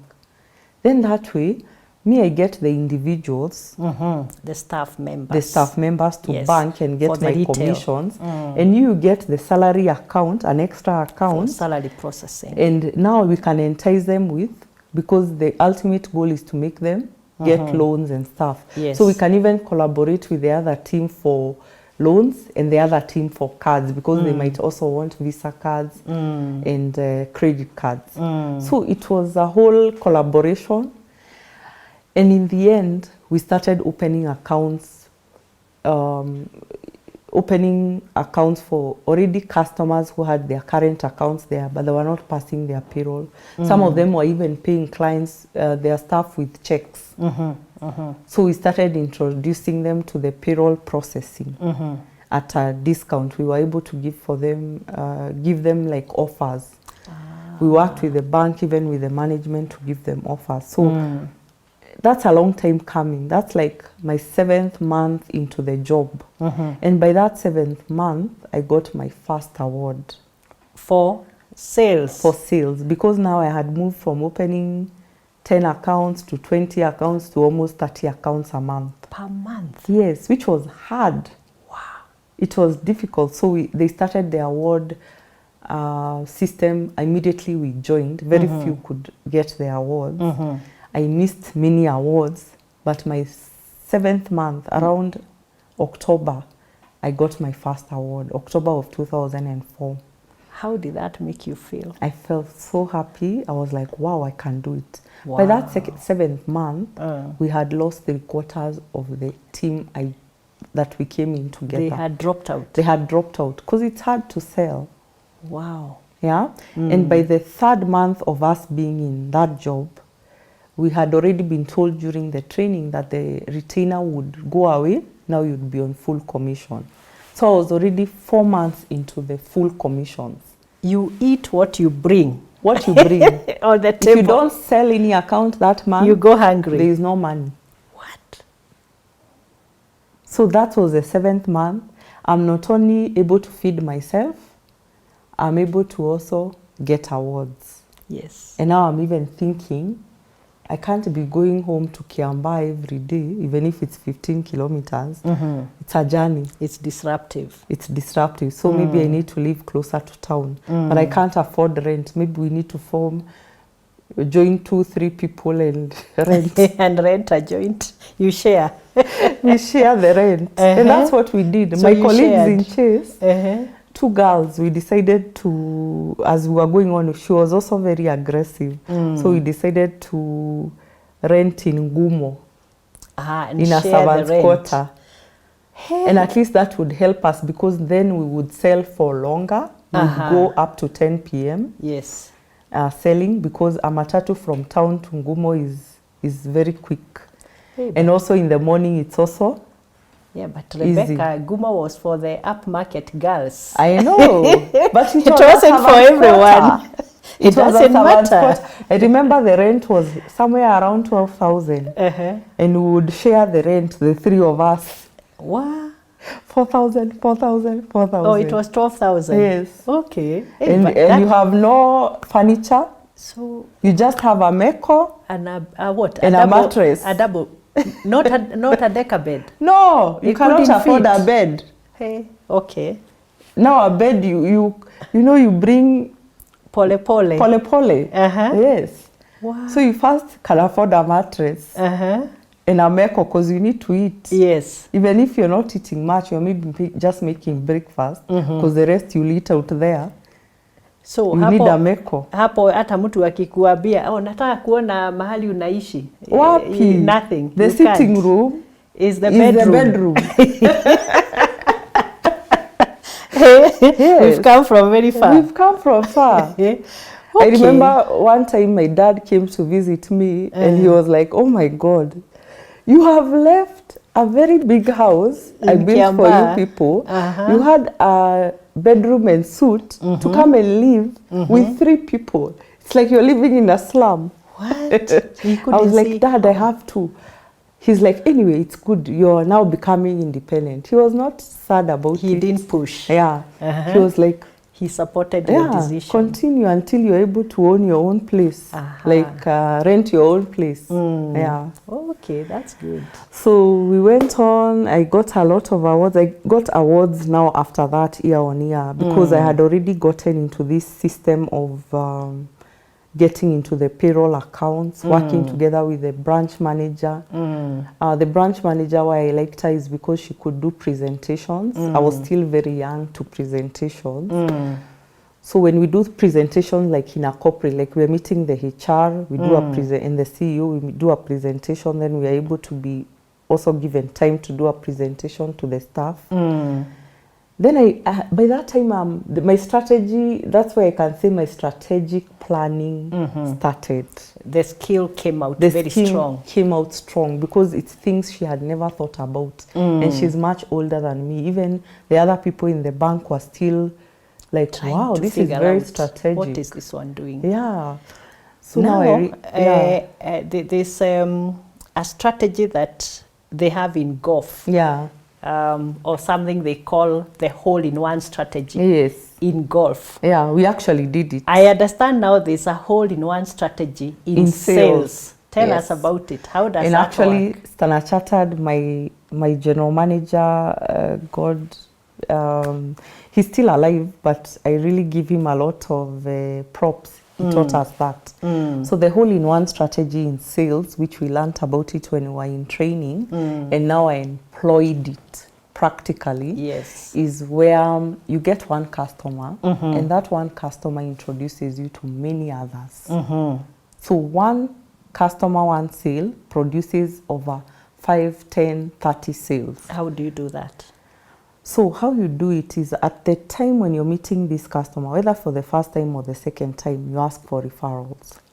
Tell me, give me names. Yes. So at the onset, you even if you've not closed the sale with them, you ask them, do you have other people you can tell me who can buy this product, and you can refer me to them. Go through your phone book. Wow. Go through your address book. So everyone. So before you leave that office, you've gotten 5 referrals. 5 names. Minimum. Wow.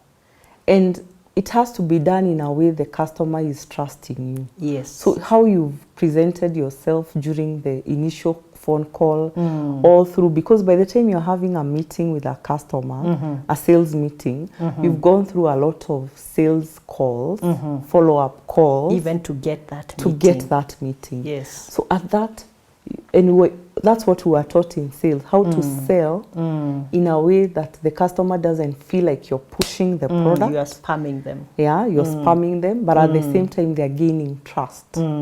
So by the time you're meeting them, the trust has been built and they are easy.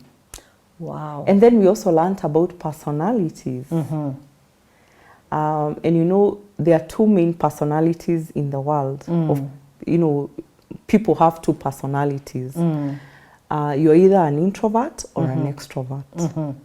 And there are so many others. Myers-Briggs has brought 16 personalities. And I know now there's a school that's talking of 32 personalities. But they all oscillate between introvert and extrovert. Now you find in intro, there are some who have the mix. They are called ambiverts.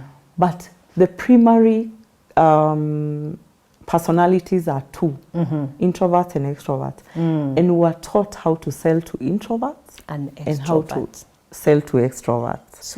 And how to recognize who is an introvert and who is an extrovert. Even before you start the conversation. Before you start, even on the phone, you can realize the first call, the cold call, from the cold call, you can already tell whether this person is an introvert and extrovert. Yes. By asking those probing questions, by just how the person is answering, how the person is being, the nonverbal cues.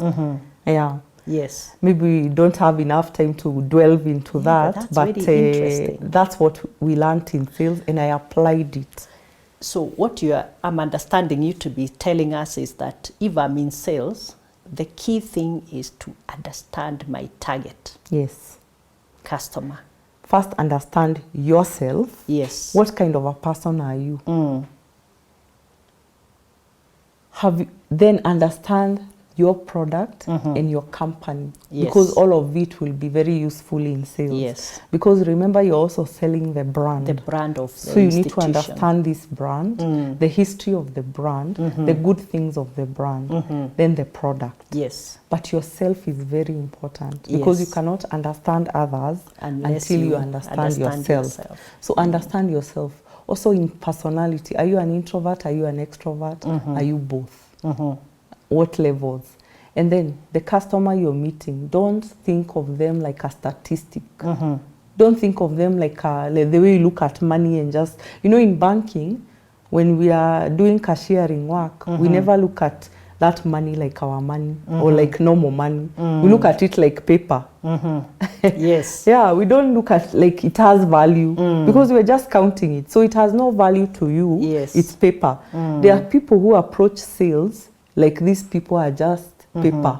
They're just numbers. But they are human beings. They are human beings. So if you want to be a good salesperson, you must understand this is a human being. They have feelings like you. They have the same things you aspire to. They aspire to. Maybe differently, but they are human. They have feelings. They have families. They have children. So tap into their feelings to be able to close the sale. Tap into what, understand the customer, get to know. You can't leave that meeting without knowing what interests them. Do they have family? What are their needs? Are they immediate? What their aspirations? Because that's what you do in a sales meeting. You don't sell the product. You first understand the client, where the customer and is match your from. Product to the needs they may have.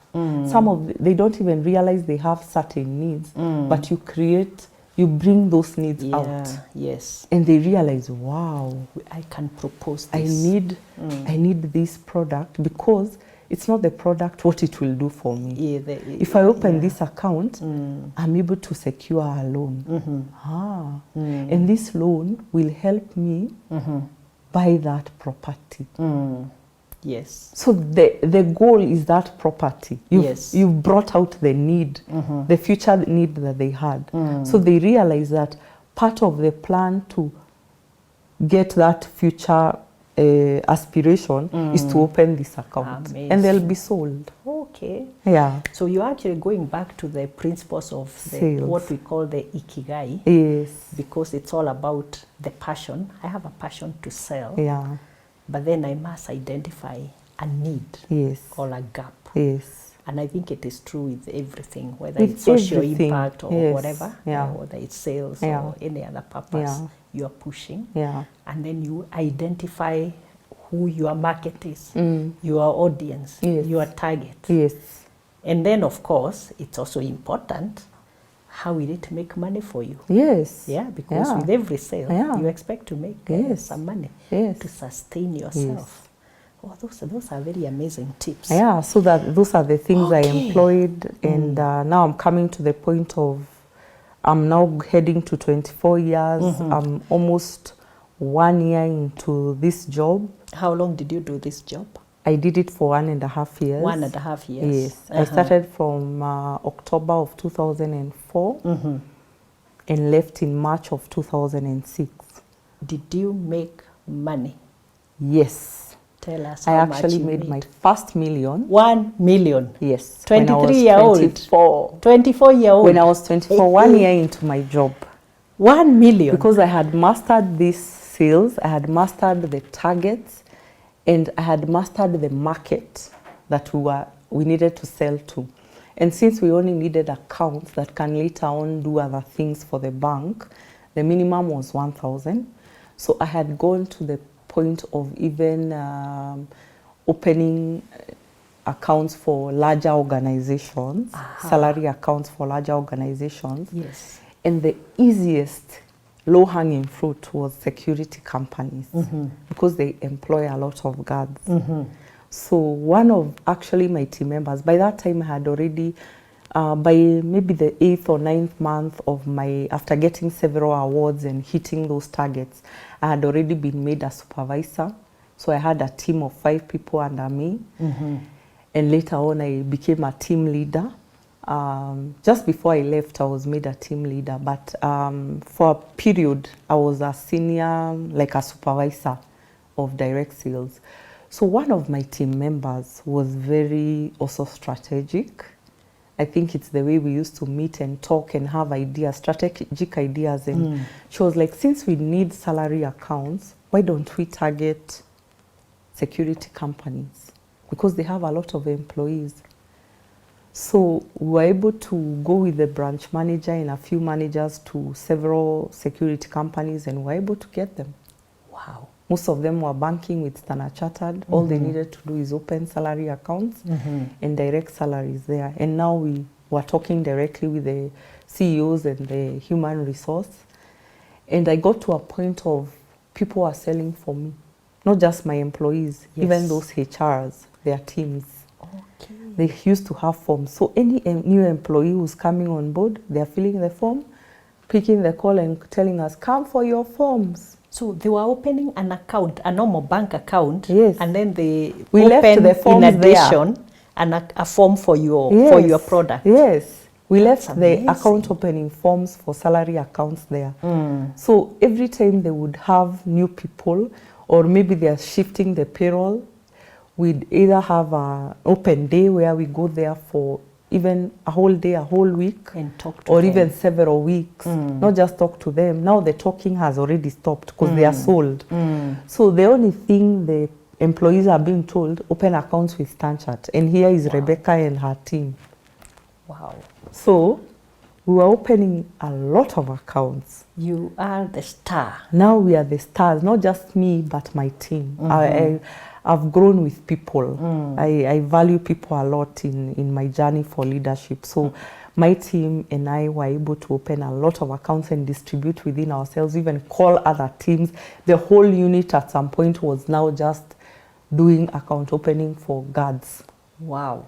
And we were meeting, blowing those budgets and being given more and more budgets, targets, and we are hitting the targets because in the end, like in a 3 months period, you're opening like 10,000 accounts, something unheard of. Wow. So now it's looking so good. Yeah, it's looking good. So why leave after 1.5 years? Why did you leave? It's looking so good and prospects are great. Yeah, but am I going to do this forever? Why not? I have career ambitions. Remember, on top of being a banker, I want to also be a leader.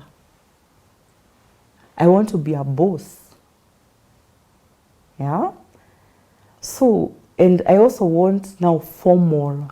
This was just selling in a banking and this situation. Is not a permanent. This is not with all permanent. The benefits. Yes, it doesn't have the benefits. It doesn't have the pension, the salary every month. The loan. This benefits. Selling is you start at zero. Remember, whatever you sell is what you eat. Yes. So in the new month, day one of the new month, you are at zero, unless you brought accounts. So at the end of the month, they count how many accounts you've done, you get paid. So it's a rat race. It's very high pressure.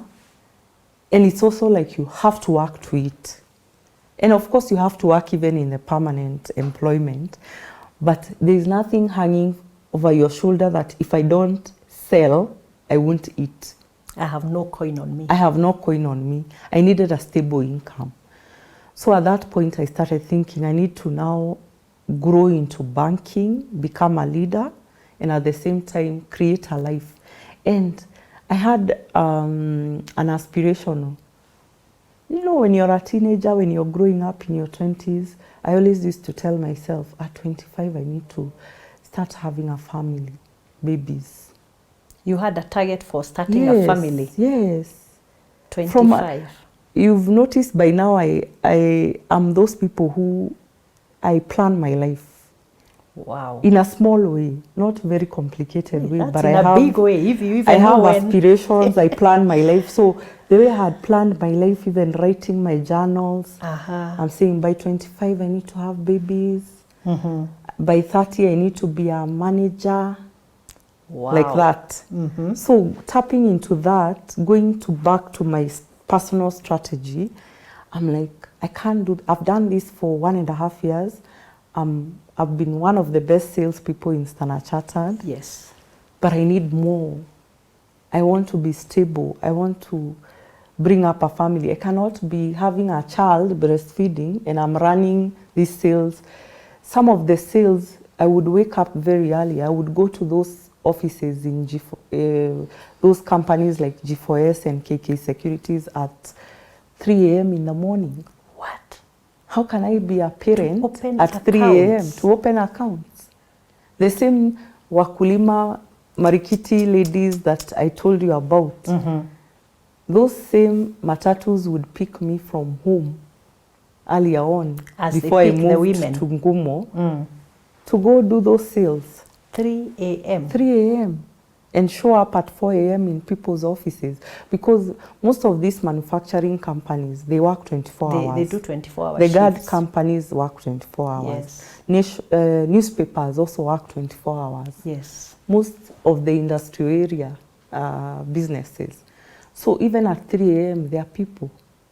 Wow. And you have to be there early, because after that they are dispatched. And they start their business of the day. So you can imagine you're working, you're starting your job. No one is telling you, it's your pocket that's pushing you and your future. Accounts. You need to open accounts, you're looking at your targets, you're looking at your money target, because you have a target, like this month I want to earn 100, this month I want to earn 200. So that's what's waking you up. Not at the targets they've put for you, 20 accounts. Yes. 20 accounts, what will it do for me? 20,000. You are getting paid 1,000 per account. So per account. 20 accounts is 20,000. So the company budget is the company budget. Me, I have my own based on personal your budget. Requirements. Yes. It's tough. And I started from, and that's what I tell salespeople. Even people working in corporate world, have your own personal target. Forget about the company one. Is company work one. For your personal target, and it should be higher. Yes. Than the company one. Wow. Yes. So, when did you get a chance to leave then? So, the same lady. You know, relationships are very important even in leadership and in life generally. So, without knowing, because I didn't know so much, without knowing, I was like, since we work very closely with this lady, and she'll see my ambition and my energy is depleting, because I was getting tired. You're almost getting burnt out because of this very early in the morning, very late nights, because you're always selling. So I told her, I'm really getting overwhelmed and tired. I need a stable job. I need a more quieter, because I also need to start a family. And just in case you hear it, I'm looking for a job. I've not even started applying, but I'm trusting God for a job. I'm sending feelers out now. Yeah. I'm now, like, my energy is shifting from Standard Chartered. Even if it's within Standard Chartered, because basically what I was talking to her is, if she has a position, because she's a branch manager, to tell you. If she hears something, an opening within the bank or outside, she can let me know. Okay. Luckily, immediately we had that conversation, and I was fearing telling her. You know the way you have your doubts. Like, should I tell her? So on the day I told her, when we had gone for a meeting, coming back in the car, when I told her that, she's like, wow, it's good you've told me. Because there's a friend of mine who works for Chase Bank, who is looking for a salesperson to do customer service. And the reason why she's looking for a salesperson is because salespeople, especially people who do what you do, know how hard it is to get a customer. So if you're in customer service, you'll know how to keep a customer. And you will treat them right. You will treat them very well, like kings and queens. So she's like, in fact, I think you're perfect for that job. And she made that phone call in the car. The second time somebody makes a phone call to connect you. To connect me. Power of networks. Imagine. So she makes that phone call and calls her friend and says, the lady I work with, she's excellent in sales, she's gotten awards, perfect candidate for you. And that was, I think, on a Wednesday. And the lady says, tell her to come on Monday for the interview, but give me her number, we'll call her officially. What? So my first 2 jobs, I did not apply, I didn't send CVs, I was connected. That's amazing. But you're connected because you're in the right place, the right time, and being active, using your networks, using your talents. Remember the first time was, they saw me being very helpful and decided I can be a good candidate. The long and short of it is, you have demonstrated to somebody that you can perform and you can deliver in that other space. Yes. That's why they have made the call. Yeah, and you're also asking. The second time, I asked. You're inquisitive. I asked her, like, if you have something, I'm looking for something more stable, more relaxed, and a permanent job. And she was quickly able to realize that her friend had told her and made the connection. So what I'm hearing you say is that we should not be afraid to share our aspirations with others. Because you don't know who has had something, an opportunity here, a position here, a vacancy here, and they will tell you, oh, by the way, I know someone. Yeah. And then they connect to your skills and your character, and they're like, by the way, you can be a good candidate for this. Go for this. Go for it. Yeah. I mean, you don't know whether you get it, but you got them. Yeah, and that's how people say they are lucky. Luck doesn't come to those who are just there. Sitting down, complaining about anything and not everything. Doing something. Luck finds you where you are. No, I always say that luck is opportunity. Yes. Finding you prepared. Yes. Actually, that's so profound. Yes. Opportunity, finding you prepared. That was me. That's what happened to you. Yeah.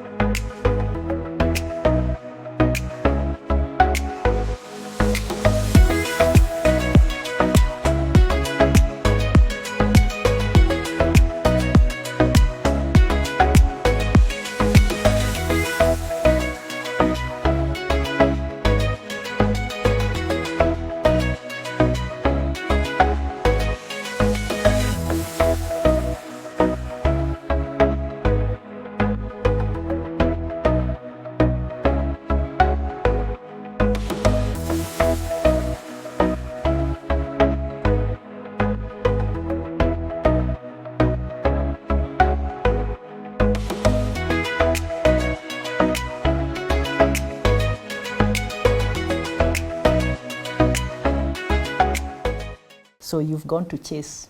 So I go to Chase. Customer service. Customer service. How did that Very go? small bank compared to Standard Chartered. A bank on the 6th floor, and I'm used to banks on the ground floor. The banking hall is on the ground floor. This one, the banking hall is on the 6th floor. You have to take a lift to get to the bank. It was very confusing. It's very unusual. Yes. But Chase was also amazing. I remember I did that job with all my heart. It was a pay cut because by the time I was leaving Standard Chartered, with all those, remember it was full commissions, but on average, every month, my commission would not be less than 200,000. 200,000 per month. At that time, when you're 24. That means you're opening over 200 accounts. Something like that. So, and now you've grown into a leader, you have now a retainer. And you have a team. You have a team. The team is also, when they produce, you're also earning something on top of their sales.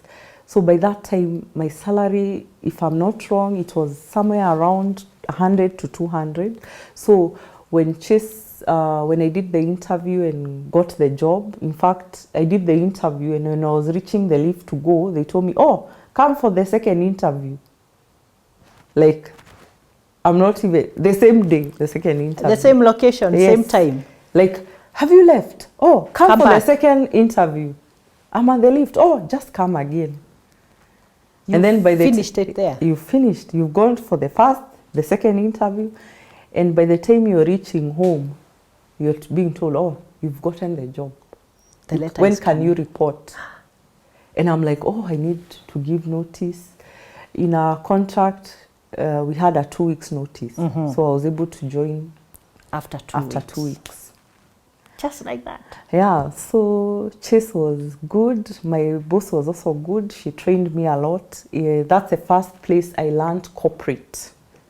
Because Stanchart is corporate, but remember you're in sales. You're doing retail You're sales. doing retail sales. But yes. here, you're as a customer service, you're serving all customers. You're serving retail, corporate, institutional, And high net worth, and Chase was known for high net worth clients. They were very good in relationship management. Very good. Very good. And I learned how to write emails, how to, not just talking etiquette, but email etiquette. You know, the way in school, in 844, we don't learn how to write emails. The written English, the etiquette, the professional side of writing emails, how you start the conversation to the end, even if you're telling someone, come for your checkbook. There's a whole template and a whole process of how you should do it. So I was lucky enough to go through that training, and it was on the job training with my boss. And you write an email, you do a mistake, a client complains, you learn on the job. So it was baptism by fire, but it taught me good lessons. And Chase was a place where you learn everything. You're doing cashiering, you go through all the departments, cashiering, customer service, checks, treasury, everything. And as customer service, those are the things you'll be doing. There are clients who are going to call and they want rates for USD or GBP. So every morning you have to know where the rates are. So you talk because to treasury. clients, treasury would send us a template of the day's rates. So you have to know. You have to even know the CBK mean, because they'll ask you, you're selling at this rate, you're buying at this rate. But where is the CBK what's the mean? CBK? So you always had the CBK website with you. Quickly to check. Question is asked. Yes, and also you have to have the benchmarking with your other banks, because they'll tell you, but NIC is giving me, by this is giving me, KCB is giving me this. So you have to know also where your competitors are. So it's a lot of learning on the job that elevates you now. Now you're no longer a salesperson, just dealing with one account. Now you have to even know all the products of the bank and all that. So within my first year, actually, I went in March of 2006, and by December of 2007, there were several awards that used to be run by corporate banking team, and I got an award of the best support person. By that time, I had even moved from being a customer service officer. I was promoted within my first year of working in Chase Bank, and was made a supervisor. So I was now going into leadership. I'm growing in the corporate ladder. Yes. And even by the second week, the MD of the bank had known. It was a small bank, so we used to sit on the same floor with even everyone the MD, the treasury, and all the departments. So they were able to. He knew my name. He knew me by my name, and he had not been introduced to me. Why? Because of how I was serving customers. Customers would tell him about you. Yes. So he was like, who is this Rebecca? Oh, she's this lady. Oh, okay. Good to know you are here. Good things. Because now customers were now saying, oh, there's a new lady. She's serving us very well. We are very happy. Yeah, we are very happy. I would always remember. It was very busy because we are very few and the bank is growing. There's a lot of activities in customer service. Customer service was like the engine. So it was also a very good area. You know, whenever there's challenge, the greatest challenges give you the greatest lessons. And that's one thing I've learned in life and in leadership. So when you are faced with a challenge, when the work is a lot, it's overwhelming, you have to look at it on the other side. It's also a big opportunity for learning and growth. So take it positively. Don't say, oh, all this work, now who's going to do it? Why am I? Why me? The why me attitude will lead you nowhere. If it has landed on you, even God knew why he has put you there. So look at the positive. Just do it. Just do it. And look at it. When you ace it, it's another step of growth. It may not be growth at more money, more title, but it's growth, meaning you've learned something. You have overcome a challenge, even for your own like well-being. Like you feel good about yourself when you're able to ace a challenge. There was all this work I was meant to do. I was meant to be multitasking all these things, and by the end of the day, I've achieved everything. Wow. So you're like, I've overcome the challenge that was there for the day. Because you live every day at a time in customer service. But the long and short of it is, by the time I was 1.5 years into the job, almost 1 year, 8 months, I was voted the best support person. I already had 2 promotions by that time. Yes. And now the bank, and I was already pregnant. I was going to ask you, you had a target. What happened to the target? So the target of 25 was not achieved. So because I've gone to a new bank that is very demanding. So you missed it by how many years? So I missed it by a year. 1 year. But the second year. Not too bad. When I was 26, I got pregnant. Okay, we are getting to the target now. So at least I'm like, now I'm in a supervisory level in a bank. I have a stable job. Yes. I took a pay cut, 45,000, but now I'm almost at 100. So I'm almost getting to where I was. But now with a title, I have benefits. I have already taken a loan. And by the time I was pregnant, I had bought my first car. Okay. Because you know, in banking, you're doing well. I'm doing well. Even the people in the village are, because by that time I had even moved back home. I had stopped living with with my friends. I saw, do I rent alone or do I? So by the time I was moving to the permanent job in Chase Bank, I decided, let me go back home and buy start, a car. Let me start with buying a car, then sooner or later, because even marriage, who knows, maybe the husband will have a house, we'll move to a house together. So let me not rent out. I'm also, you know, I'm, what is it called? The way we were brought up, it's like you have to be, when you get married, you're being removed from home, not from a rented house. Yes. So you have to be removed from home. So let me move back home as I now start the family journey. Yeah, so I had bagged a lot of, I was ticking my life achievements because job, tick, permanent job, tick, good paying job, tick, growing in my career, tick, pregnant, almost getting to the family. And now I have a car. Things are looking good. And all this happened within 2 years of my new job. Wow. So I'm driving at 26. Not many people in your class. I have a Kadudu. You know those small cars we call the... No, it's a car nevertheless.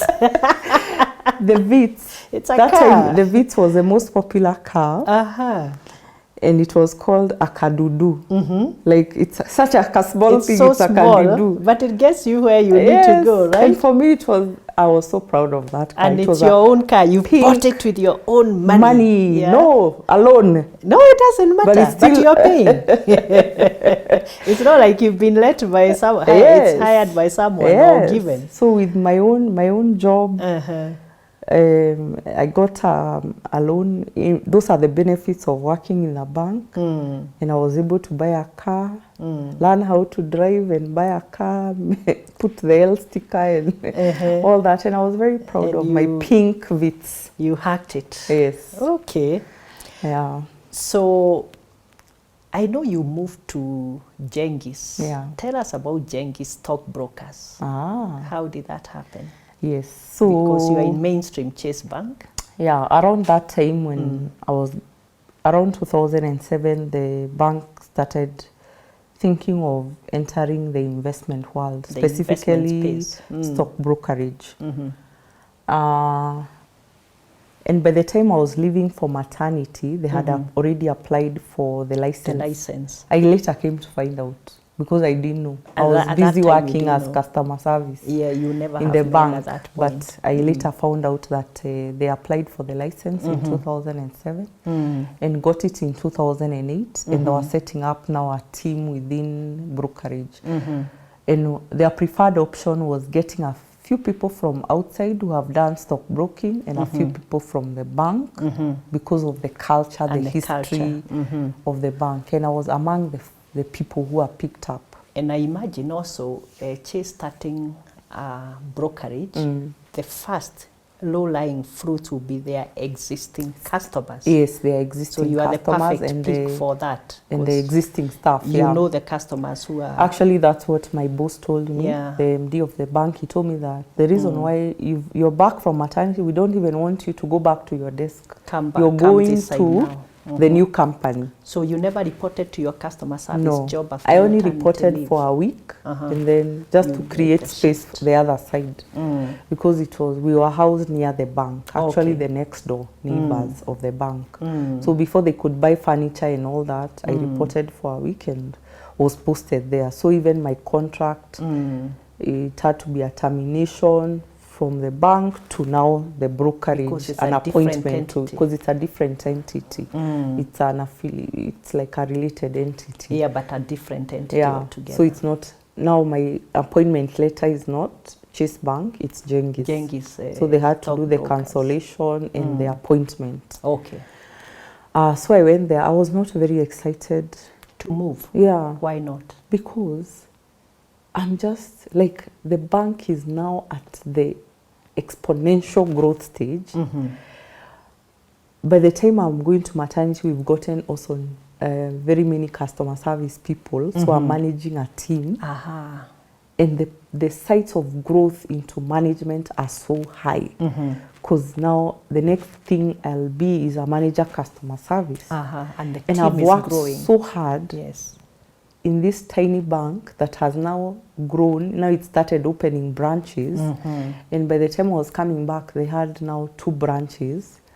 So I'm like, where am I now when I've already, like, I've worked so hard for this. I need to go. And I told my boss, no, please, I don't want. I want to stay here. I want to stay in the bank. Me, I like banking. He's like, no, Rebecca, you will thrive there. And it was your dream, remember? Young girl, managing money. Banker. He even remember, because I had told him at some point during the course of my work there, he was very good to staff members. So he was getting to know what each aspiration of the staff member is. And I told him that for me, I always wanted to manage people's money. So he's like, you remember your dream of managing people's money? Investments is where you need to go. Yeah. And you've already done so well in the bank. What else are you doing here? Banking is boring. Go there where your brain is challenged. What? So I was like, but now I'm even a new mother. Let me first bring up my baby. And by the way, I'm now a single mother in the process. You never got married? Yes. Okay. Things didn't work out, so I just became a... That's life. It happens. So I took it in stride, and now I have a baby. I'm the sole breadwinner, and I'm being told to go to set up another baby, a new company. Now you have 2 no babies, clients, one in the house and one in the one office. in the office. And I'm like, this is too overwhelming. Why do I have to work so hard? Let me enjoy and now stay in the bank when now it's growing and I have less work and I'm able to now bring up my baby nicely with not so much stress. He's like, no, opportunity does not wait for anyone. Go when there's still an opportunity. And opportunities does and not at some knock point twice. he had to stamp his foot and tell me, Rebecca, you are going. I am not taking no for an answer. You're going there. So you went against your wish? Yes. Okay. And I struggled because client number 1 is your boss, is your directors in the bank. Then now you start telling the customers about stock brokerage. The existing This customers. is something so new even to you. You are still trying to understand. You're still what trying is to this understand. When I was on product? maternity leave, I don't know why for some, the universe takes you, it's like... It conspires. It conspires, eh? Yes. So, when I was on maternity, I used to find myself watching CNBC Africa. Aha. And they have all this closing bell, opening bell. Closing, and I'm like, what are these? And FTSE 100, I'm like, this stock, like this trading securities. What is this all about? What is this? It's interesting, but it's very mysterious. It's complex. Then I'm like, who even needs to know that? Kumbe. Now you Only did I know that now I'm being taken there. You're in the thick of it now. You better know what FTSE means. And let me tell you, banking and stock brokerage or investments in general is very different. It's true. It's very different. You're supposed to have your you are an analyst also, whatever. Even if you're working in customer service, in management, you're an analyst. Every day you're checking where are the prices. You're checking with other markets. So and customers are asking. Customers are should asking, I buy? And you're now should I trying sell? to also tap into. I tapped into my sales experience to start getting the customers, moving customers from the bank. My MD for the bank helped me a lot because we're able to do several meetings with clients to tell them about stock brokerage. Also, the period we were in was an opportunity because it's after the Safaricom IPO. And there was a crisis in... so we were not a stockbroker before the IPO. We missed it, but it was a blessing in disguise because we didn't have to deal with that historical... the legacy issues. So for us, we took it as an opportunity to get those clients who are complaining of refunds, those clients who don't even know where their shares are.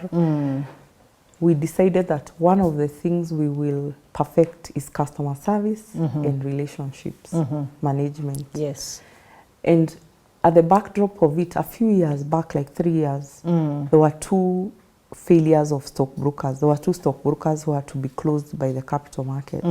So the faith in the market was at an all-time low. The confidence was shaken. But at the same time, because 2006, 2007 were extremely good years for the stock market, there was a lot of awareness of how much money can be made in the stock market. People are making 200, 300% of their investments. Wow. So there was a lot of demand for stock brokerage. Excitement about that product. But people needed a trustworthy broker. Yeah. So coming from a banking trust background, who were the best candidates, because most of the other stockbrokers were standalone stockbrokers, family-owned businesses. This is a stockbroker that's coming from a bank background, an institution of trust.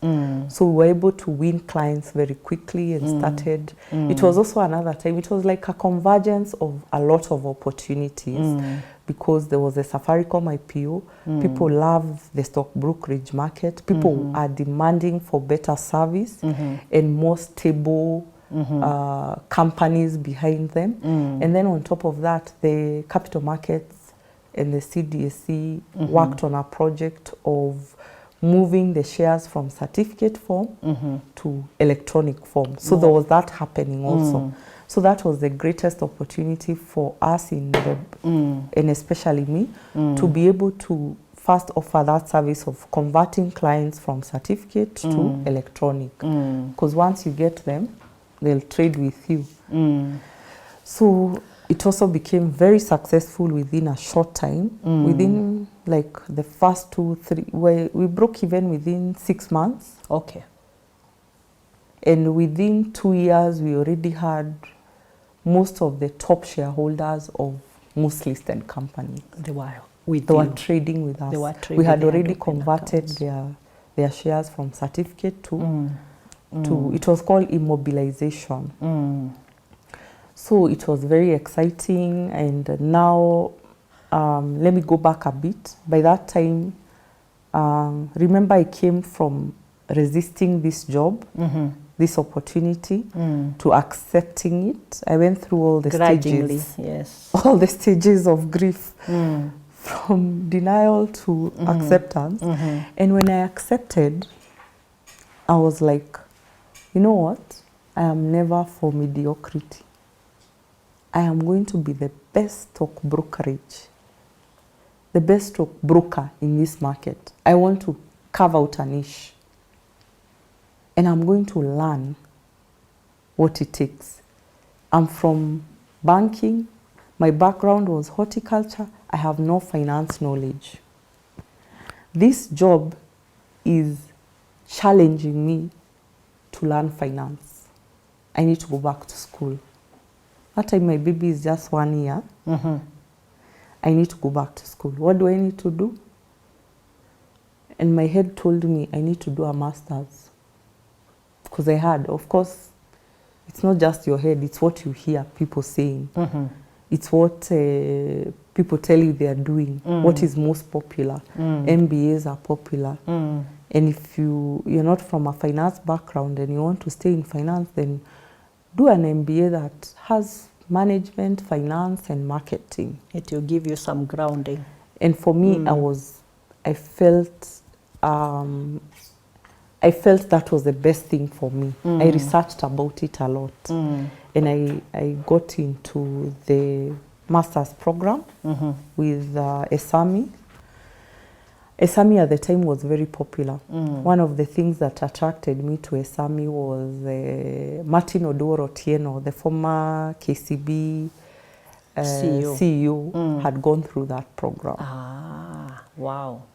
And many other high-flying corporate executives. And I was like, why have they gone through this? It must be good. I started researching. And the best attraction for the course is that it never kept you in school for long. Like the studies were not very taxing. In terms of time? In terms of time. How they had designed the program was very attuned to a manager. Especially when you're already working. When you're already working. Because it's evening classes. And it's for the semester, you learn for 3 weeks, every day for 3 weeks in the evening. And then you break for 2 months. During that break, you have an assignment that will be counted in the end of term exam. It's a big assignment. But you're working at your own time. And you're working at your own, and it's very relevant to what you're doing. In fact, the topic they tell you to pick is something related. The research you will do is related to your workplace. What you're doing at the moment. At the moment. Okay. And by that time, I forgot to tell you that when I moved to Stanchart, to Genghis from Chase Bank, one of the things that my managing director enticed me with was, now you're a supervisor in customer service, you'll go there as the head of customer service. Oh. So I'm already a manager. Entry is head of customer service. Yes. That's amazing. So I'm already a manager, but now I'm managing which clients? You have to build the team, you have to build the clients. Yes. So even before the year was over, they converted my title to relationship manager. Because I'm managing relationships at the same time bringing in new customers. Yes. Yeah, so by the time I'm doing this master's, I'm now a relationship manager. I'm tapping into my sales experience, my managerial experience, building a team from scratch, recruiting, growing them, training them into this stock brokerage world. And I'm using my life situation in the office to do my assignment. Yeah. So in Genghis Stockbrokers, were you able to replicate the success you got in Standard Chartered in terms of growth in numbers, accounts, success of the product? Yes. Tell us how that went. So remember, I told you that the greatest opportunity for us at the time, and that 2008, 2009, was a convergence of many things that were happening in the industry. There was those Safaricom refunds that took so long, almost a year for the last client to get the refunds. Yeah. There was the stockbrokers who had gone under, so they needed an institution of trust. That they could trust. And there was the immobilization of shares from certificate form 2. So that created, we had a strength in that we had high net worth customers. In the bank. In the bank. Some of those customers were the big shareholders of these listed companies. So we were able to open their accounts and transfer their shares very quickly. Yes. And the trading now had started. we had started trading their shares. So the success in stock brokerage, the success is measured by the volume of trades that you're doing in the market, because all those are published every day with the NSE. And at the end of the month, the results come out of how the brokers ranked in terms of trading. How many billions were you trading that month? In shares or in bonds? In securities or in bonds? Because shares are called securities nowadays. At this point, Rebecca, I would like you to explain, for the sake of our viewers, Yes. Because a lot of them ask questions. Oh, should I invest in the stock exchange? Yeah. How do I make money there? Yeah. So you could just explain, like, so how do I, as an investor, Yeah. how does it work? So how it works is, so for a layman, the first thing is you want to trade in shares. You've heard that shares make money. So how do I do it? The Capital Markets website has a list of all the stockbrokers that help in, because you have to use a stockbroker in Kenya to trade. You can't, online is still coming up. It's not very, and online is still related to the stockbrokers. You have to go to their website and trade. But the basic knowledge is a share is an ownership, a part ownership of a company. The business. Of a company. And those companies are listed companies that operate within the Securities Exchange, the Nairobi Securities Exchange. So there are several. Like banks, we have several banks. We have Safaricom, and we have manufacturing companies like BAT, ABL. The minimum the minimum purchase you can make in shares is 100 shares of something. 100 shares of any company, any listed company.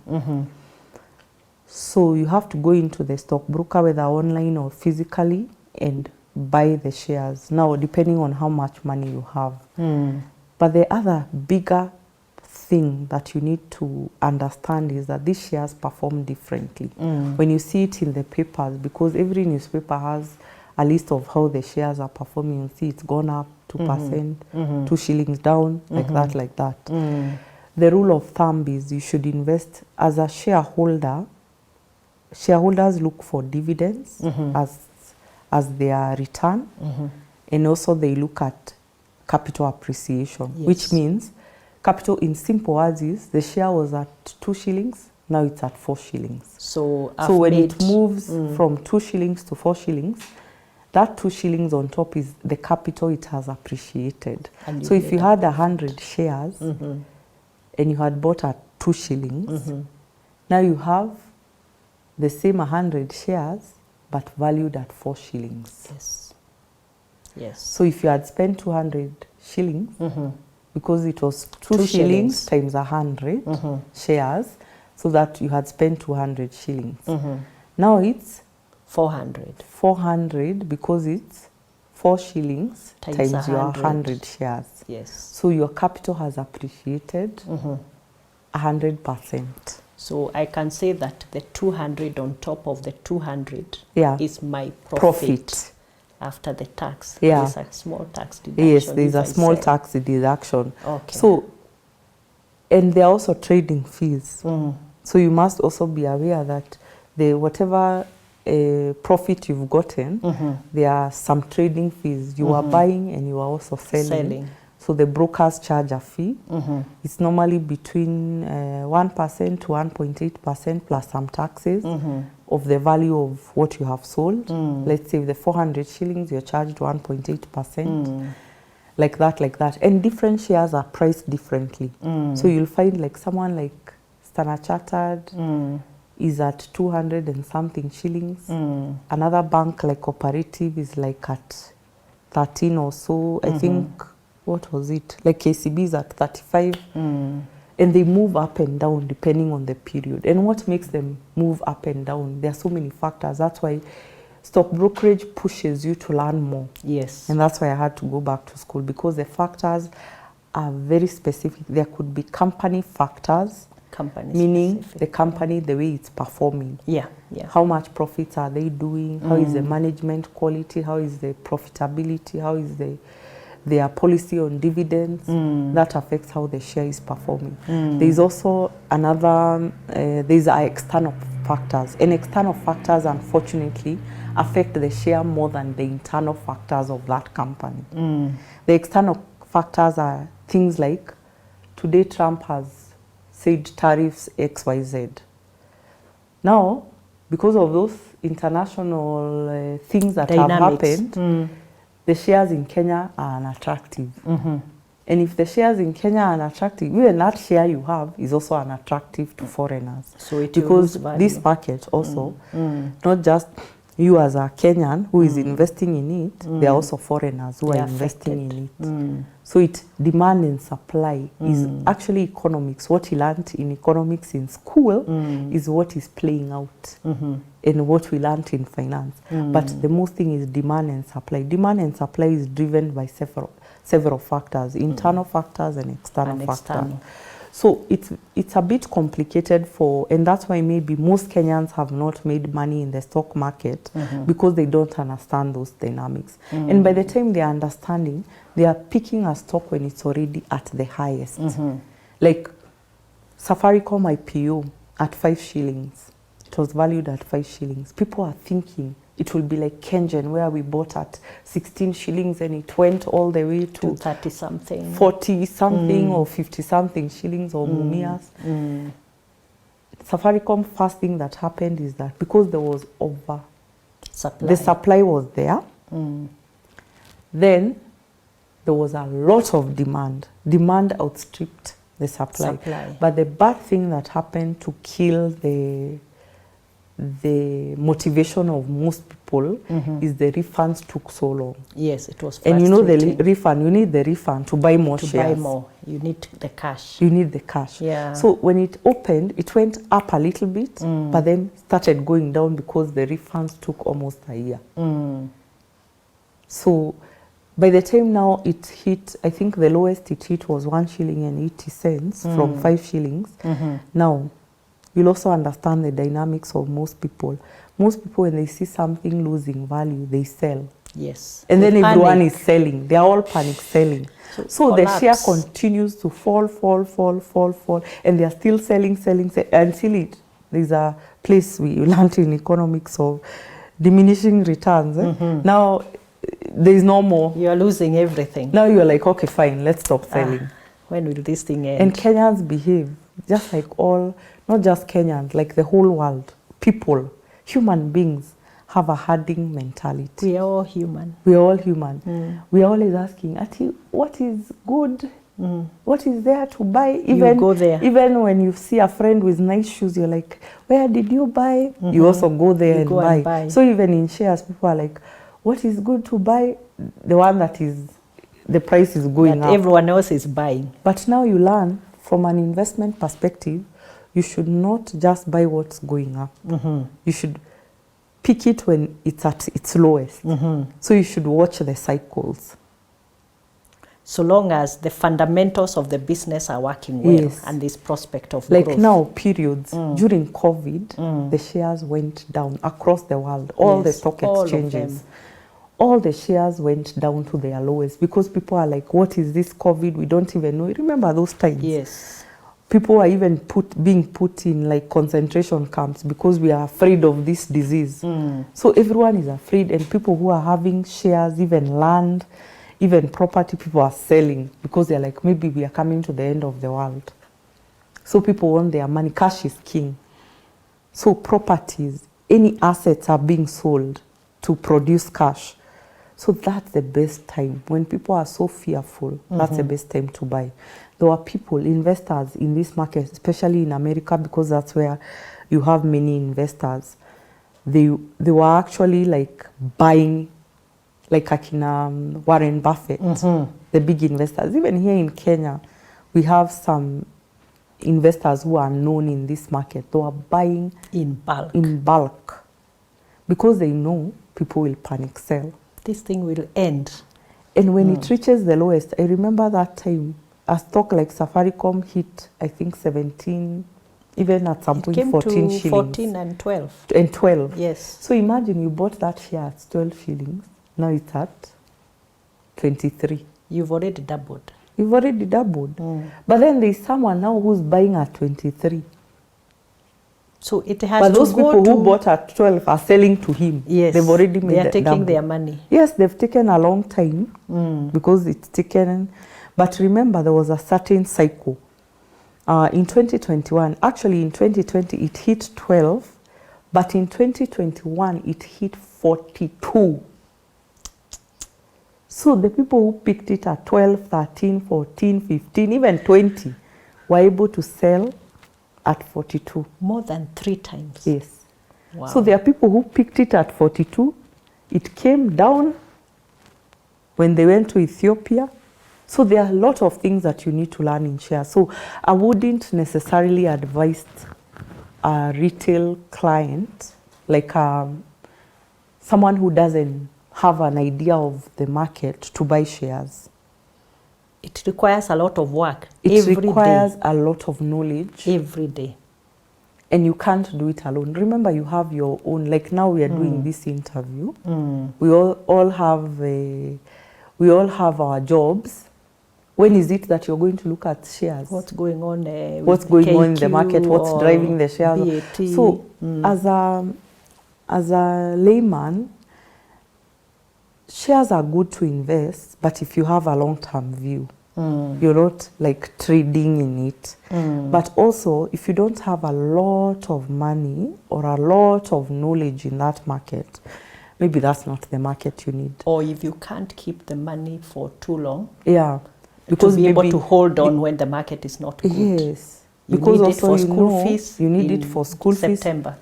If it's savings for school fees or saving to build a house, don't buy the stock market. Because it's unpredictable. Yes. And there you need to have resilience. Yes. You can't afford to lose money. If you can't afford to lose money, shares in the field of investment, shares are the highest risk. Actually, even land and property are regarded as high risk. Yes. But somehow Kenyans, we look at land and property like it's low risk. It's high risk. Yeah. You could buy that land and the title is fake. So you've lost everything. Yes. You could buy shares. You bought like Mumias. People bought at 11 shillings. Now it's at 0. It's cents. It's less than a shilling. Cents. Oh my goodness.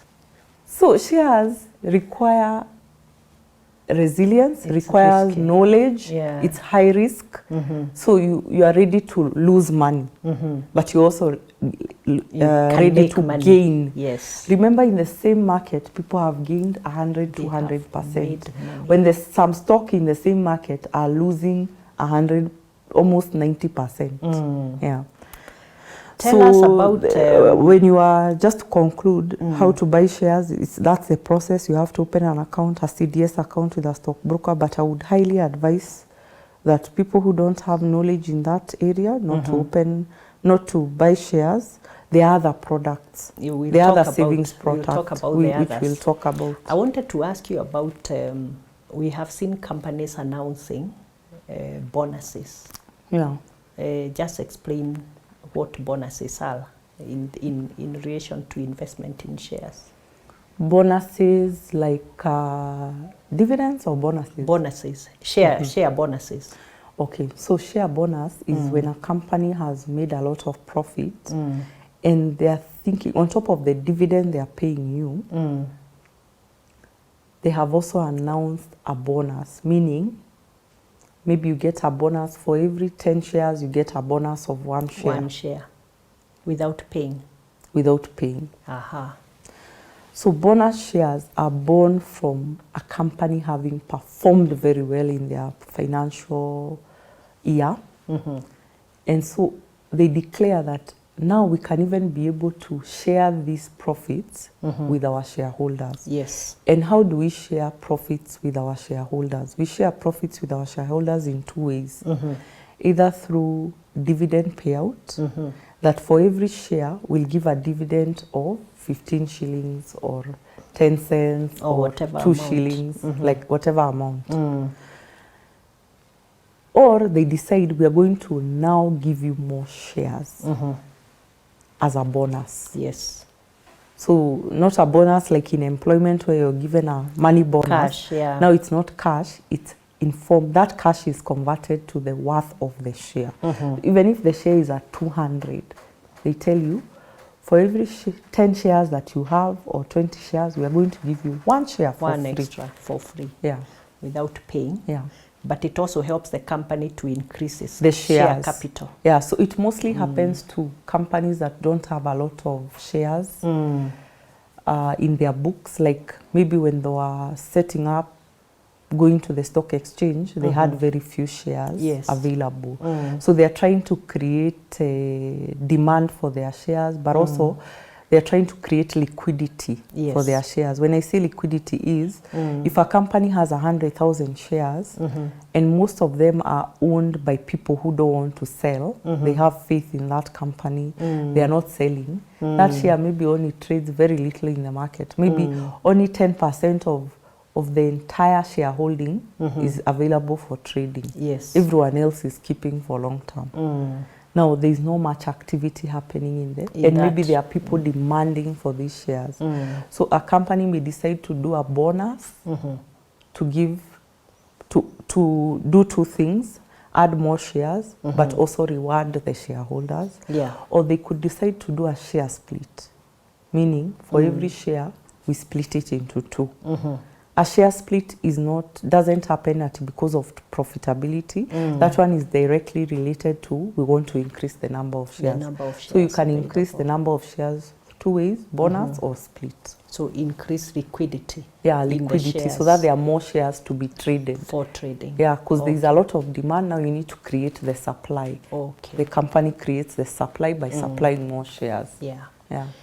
You are watching The Executive Table with me, Mary Wamai. Keep tuned in for more exciting stories.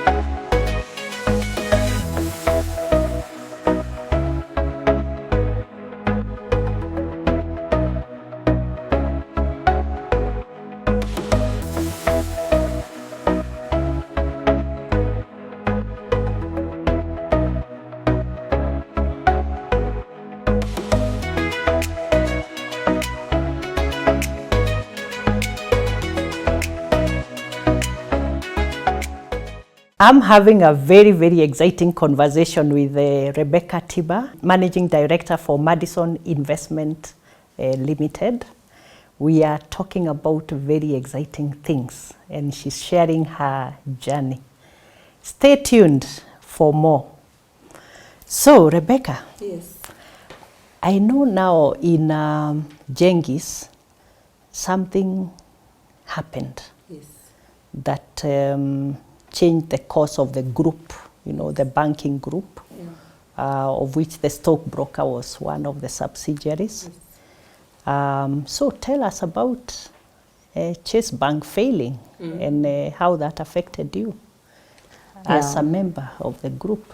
Yes. Yeah. So around 2016, remember the stock brokerage was started in 2008. And by 2016, we're already 8 years old. We are gearing up to celebrate our 10 years anniversary, having swept the market, been this new kid in the block who has grown. How far have you grown by this time? By this time, we are managing shares in excess of 100 billion. Wow. And we are having now, by that time, I had already even started a wealth management unit. That's doing even other products like unit trust and other even offshore products. And the portfolio is at 14 billion and growing. And it's growing quite fast. Very quickly. And also the clients of the banks have really come on board big time. I have a staffing of about 98 staff members. From and growing. zero? From zero. Wow. I've grown a team. I'm now a general manager. 2012, I was promoted a general manager after I got the master's in 2011. So I'm general manager, BD. I'm handling, now I'm a stockbroker through and through, and not just a stockbroker. We also hit a milestone in 2011. We got into investment banking. So we are not just doing stock brokerage, we are doing investment banking has 3 fields. That is in stock brokerage, there is fund management, and there is corporate finance, which is helping companies to raise capital. In fact, by 2015, we raised capital for Chase Bank, both on the equity, and they also did a bond. And we even have professionals that we've employed who are doing that structuring of transactions to help companies raise money. We did several, UAP, Old Mutual, we did the Chase Bank capital raising. We are already managing even other over-the-counter stocks that are not yet listed but are on the journey of being listed, like Family Bank and all that. So we are basically well known in the market. We are doing all that. Chase has grown. Its balance sheet is 100 billion and growing. And then around February, March, we were able to raise 4.8 billion for Chase Bank in a bond, a Chase bond. But in October of the previous year, 2015, September, October, we had a Imperial Bank went under. So there was now a lot of focus on banks, that, you know, banks could go under. The governor, we had a new governor who's very strict. And so I started, you know, everything was going on well. We were being told that Chase needs to raise the capital because I think banks had been given an ultimatum to be at, I think, $1 billion or $3 billion in 1 capital. billion first, Yeah. So also Chase Bank had a lot of pressure to raise capital. They brought in the development financial institutions. That is the foreign institution to buy into the shares, and we helped that transaction, or rather my colleagues in the corporate finance department helped in that. But it never occurred to us that Chase would be a culprit for a failure. So by the end of the year, this is 2015. 2015, December. There are no signs. All is well. All is signed, but there are some murmurs. Okay. There are some murmurs that Chase Bank is weak, the capital needs to reach a certain level, but that was all. It was never a And big there are always issue. murmurs in the industry. Even today, you'll hear like 20 banks, 20 insurance companies have capital issues, and they're usually given time to raise capital and get their investors. So now we're in April, and early April, and we, on 5th of April 2016, social media, you know, social media had started picking up in Kenya.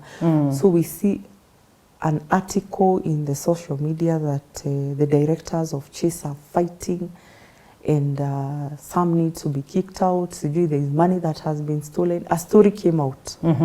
It later came to be found out that there was a whistleblower who sent things to the social media bloggers, and they wrote some bad things about Chase Bank. So that was 5th of. And the next thing, even before the day could end. The same day? I think the same day.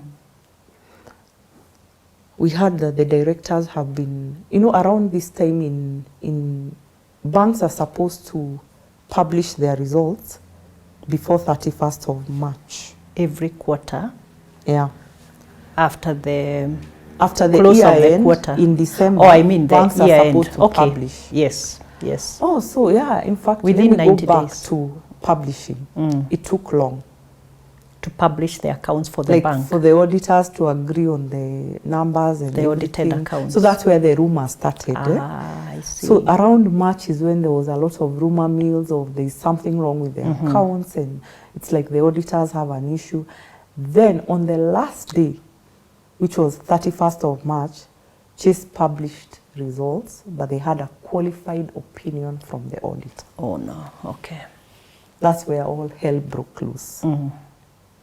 So the qualified opinion created such a panic, and we already started seeing customers withdrawing slowly. So there were panic withdrawals. And there was a lot of activity, a lot of unease within the bank, because I hear that the directors were meeting almost daily, because this created a crisis, the qualified opinion. Maybe and it's like it came by surprise, because it's like the directors didn't know that it was going to be published. Maybe a small circle knew, but not all of them. And so the regulator also comes in and is like, what is this? You know, let's audit. We need to find out more. And there was a lot of activity in that period from 31st up to 5th. And it culminated into the evening of 5th when in the morning the social media article came out to say the reason for the qualified opinion, there's some corporate governance issues, money has been stolen. In the evening, we hear that the directors have resigned. That same day? Yes. So the directors in this case were our group MD and our group chairman. These are the original founders of the bank. These are the people we worked with from inception, from when I told you in 2006. So seeing that when created... you joined, yeah. And you know, these are the people who have grown the bank. Most of the customers know them. So it created a lot of panic, like why would they be removed? And it looked like a boardroom decision. You know, like it's like they've been out of their will. They've been told to resign.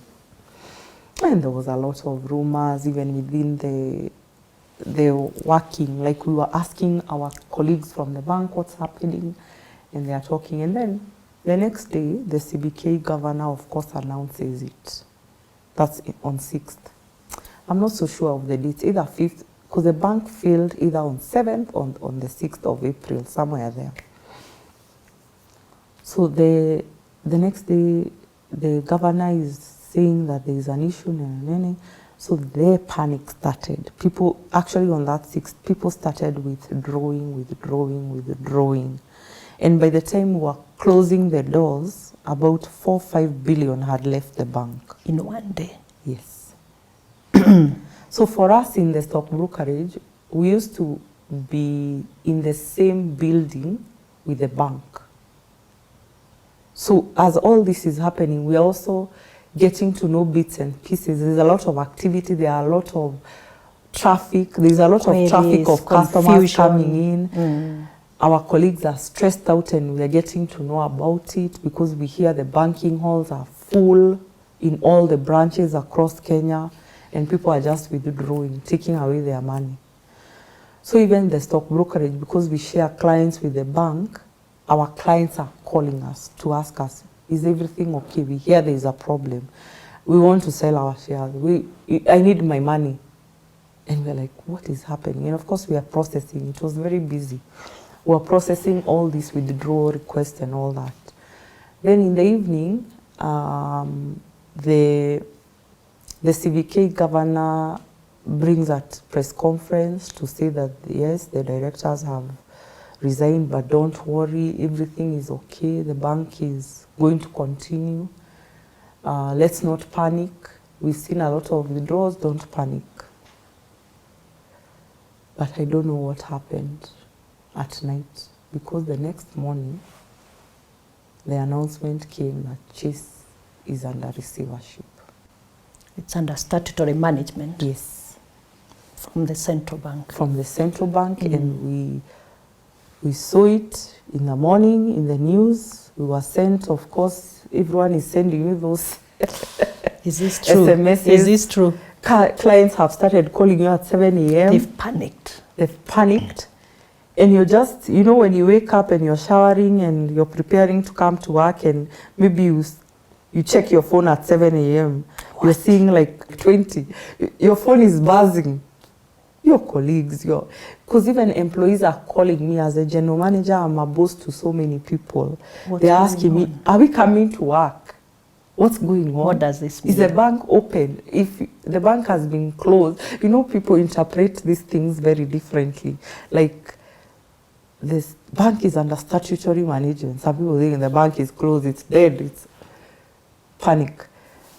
We are not, now we have lost our jobs. We are not supposed to go home. So let me go back to sleep and have depression the whole day. But for me, I was like, no, we are going. The bank is the one that has been closed. Us, we've not been closed. So let's go to the office. And even the people for the bank had to go to the office only to find the doors closed and it's police APs who are guarding the bank and telling you no one is entering this bank. Because now it's under statutory management. Until now, later on, the governor addresses the staff and they were able to have a town hall meeting. We were able to hear from the town hall meeting that the bank is under statutory management, the affiliated companies. There's still a lot of uncertainty. I'm trying to call my directors, who are also the directors, who are being accused of doing all these bad things. And we are not able to communicate. Communication was an issue because they're also trying to deal with all this. So I don't have a clear direction of what's happening. It was a very difficult period. Customers are calling, customers are demanding their money. We have several products that they've invested in. We have the shares. Our main account was in the bank, our main trading account, so we can't trade. You are grounded also now. Day. Yes. So the first thing I did quickly after I've quelled the staff and told them to come to work, we had a meeting with my other, in Jengis we had, the way the company was structured in the organogram, I was the general manager, business development, there was other managers, finance and operations, general manager. And we had an executive director, but unfortunately our executive director cannot be reached. None of the directors can be reached, so it's just us. It's the three of you.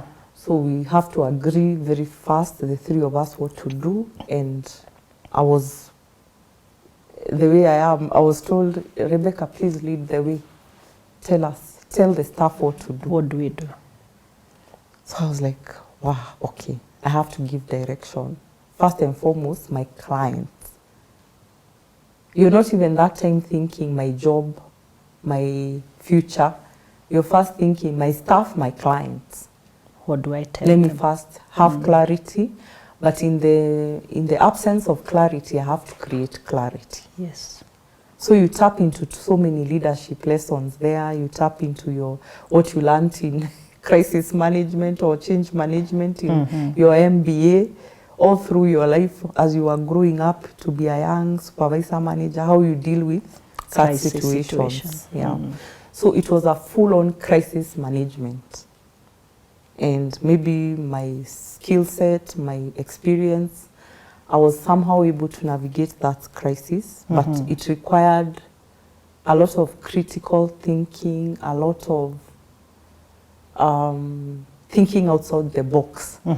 Because there is no manual telling you, and there is no manual first, there is no direction from your directors. No one knows anything. So you have to just think and make a decision, and you don't know whether that decision you've made is going to be the right one, but trust in your decision. So my decision was, first and foremost, let's get the staff together, tell them the truth of what we know. The information available, now, yes. The bank has closed. Number two, we need to talk to the regulator immediately at 8 o'clock, by 8:30 there. After we've met with the staff, I'm like, okay, we need to tell the regulator that we are not able to trade. When the market opens at 9, we can't be reactive. And also there are people who are going to call like it's a normal day and start trading. But we don't have our accounts for trading. All accounts for trading are held in a bank. unfortunately for us, the bank is a Chase Bank. So we can't move. The bank has been closed, there is no information, so we have to tell our regulator. So everyone is scared. What do we tell them? You know, the regulator, most of the time in these financial services, the regulator is looked at with a lot of fear. Eh? Just explain who your regulator is at this point. Our regulator, the regulator of stockbrokers, investment banks, fund managers is Capital Markets Authority. Okay. Yeah. So that's the one you have to talk to. Yes. Okay. So first and foremost, you rely on your relationship manager, because every intermediary, or rather every regulated company within that ecosystem is normally assigned a relationship manager. Or even if you don't have one, you just call the normal line, the office line, and whoever you want, who do you want to speak to. So the way the capital markets is structured, they have an organogram just like any other company. There's a CEO, there's a director operations, market operations. So market operations is actually what we do. So the person to talk to is the director, market operations. You may not have talked to them before, you may not have met them before, but that's the person you need now to you need them now. Yes. Yes. So we were able to talk to our relationship manager, who connected us to the director market operations. And now we sat down. They were able to, I think we went or they came. I think they came to our offices. They came to It's you. also part of the audit, like to make sure everything is okay, because the worst thing they would want to happen, and they kept on telling us, is the bank to go under and also the stockbroker to go under. Yes. They can't afford that. It is too expensive. It's too expensive for the industry. It has very bad consequences for the whole industry. Even the bank, when it went under, just like Imperial, it had a lot of negative ramifications in the whole industry of banking. So now they are very well aware of the systemic risks that exist if that was to go on. And so the first thing they told us is, even before we begin, do you have money elsewhere? Do you have another bank you work with? And I remember 2 months before, we had opened an account with another bank. And we had put in some money, about 60 million. Now, what we needed to settle on that day was around 120 million. You have 60, but you need double. Yeah. And also, you know, that was not our trading account. That was just an account we had opened to do some other business. Yeah, yeah. So quickly, we were able to be helped by the regulator to now assign, because in the world of stockbroking, the shares, the settlement of those shares is done by the CDSC. CDSC is the central depository. And this central depository connects with all stockbrokers, and through a CDS guarantee facility. Because after you trade, for you to actually know that you've traded and the shares belong to you, the exchange of the shares is done by the central depository. So when you trade, you have to have a deposit with the central depository for the amount that you need to trade, or rather a certain amount always to be there for the level of trading that you are doing per day. Yeah. So we had that. That was securing the level of trading we do, but also you need a settlement bank. So our settlement bank was Chase. Now we have to assign. The regulator was able to quickly help us assign the other bank to be our settlement for the time being. For temporarily. Yeah, okay. Because remember, you are buying and selling shares. Yeah, yeah. Those people you are buying shares from, there were like 20 stockbrokers. They need to be settled. And they need to put money in the bank. These ones you are selling, so you need a settlement bank very quickly. And you alert all those stockbrokers, all those people you had bought who are in the ecosystem, that our new bank is this one. And then, because it's not enough for us to settle, you have to have a facility. So we were able to also get a quick facility with the help of the capital trading markets, line. a trading line to be able to settle the amount that was due the day that the bank went under. So yeah, that happened and we continued trading. So first we were able to assure our clients for stock brokerage that in case you need to sell shares, we can settle your shares. In the normal We're able way. to continue. It's business as usual Yes. for us. So we did a circular very fast. Again, it's me leading. So I'm the one who's, these are things you've never done. You've never drafted such a letter or such a circular, and you have to do it quickly with the little knowledge you have. But of course, a lot of guidance from the capital markets. It came, I must thank the capital markets because they came in for us in a big way. And then also my colleagues for that assistance, support, because you also need moral support. So we're able to at least stabilize the stockbroking and give comfort to our clients. And most of them, of course, at that time, they're just selling. They want to get out. They have panicked. They have panicked. So they're selling their shares even if it's at a loss because their shares are tied to Jengis, which is owned by Chase Bank. So they just want to. So you have to allow that until people now realize, oh, you're not going down also. Because they are, even for them, they are thinking, if your mother has gone down, even you as a child, you will not live for too long. Yeah. So it's natural. When they saw us not relenting for like a month, they're like, they're here. Even the ones who had sold their shares, they started the buying. The ones who had transferred started coming back. They started buying again. Yeah. Okay. But now there was one of our products that was really affected because all the accounts were there. And the nature of the product, unit trust, and I'll talk about it later. So unit trust is the most popular fund or account or product in unit trust is called money market. So we had a money market fund that the custodian, because all these funds, all these unit trust funds, money market funds, the structure of it is that there is a sponsor and the fund manager. Yeah. So the sponsor was us. The bank. Jengis. The stock. The stockbroker was the sponsor. There was a trustee, which has to be a bank. It was the bank. No, not Chase Bank. Another one. Another bank. Yeah. Okay. So we had another bank, which was a trustee. Yes. And then there's a custodian, which is another bank, not your bank. No, sorry, the custodian could have been your bank. And in our case, our custodian was our bank. Chase Bank. Yes. Now the custodian, you see the stock brokerage where CDSC, Central Depository, is the settlement. Yes. Now for unit trust, money market funds, your custodian is your settlement. Yes. All those funds, they are called assets. Whether you've bought a bond, whether you bought bank deposit, a share, whoever, there's a central person who's settling all these trades and keeping all these assets in safe custody. That's the custodian. So without a custodian, you can't move. You can't move. Your assets are held somewhere. Now, the custodian is Chase Bank, which is closed. So our unit trust client, even if they want to sell, they cannot sell. Even if they want their money, we can't. The bank is closed, so the custodian is closed.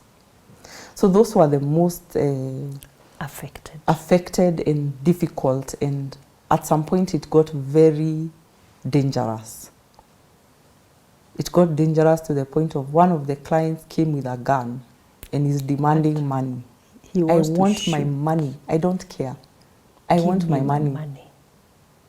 And we had to now get help and get the administration, police, and at least the CMA was able to cordon off the premises. our premises that now customers should not come to the office because even they can't access, and we're able to send those circulars and be very candid with our clients that those clients of stock brokerage, if you have shares, you're okay, you're able to trading as usual. But if you have a money market fund, we can't move until the bank is opened. Yes. And we don't know Or there's an when arrangement the bank of will sorts. be opened. Mm.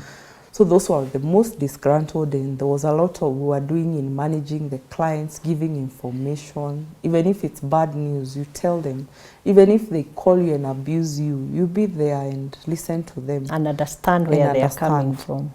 So that was the whole thing. But the second thing I had to do on top of talking to our, I told you I had to first stabilize the staff and talk to the capital markets. And also now come and talk to our clients. But the other thing is, remember this is April beginning, meaning we know most financial services pay their staff before the 30th of the month. Yes. Before the end of the month. End of month, yeah. So our staff, we had paid the salaries, but they had not used.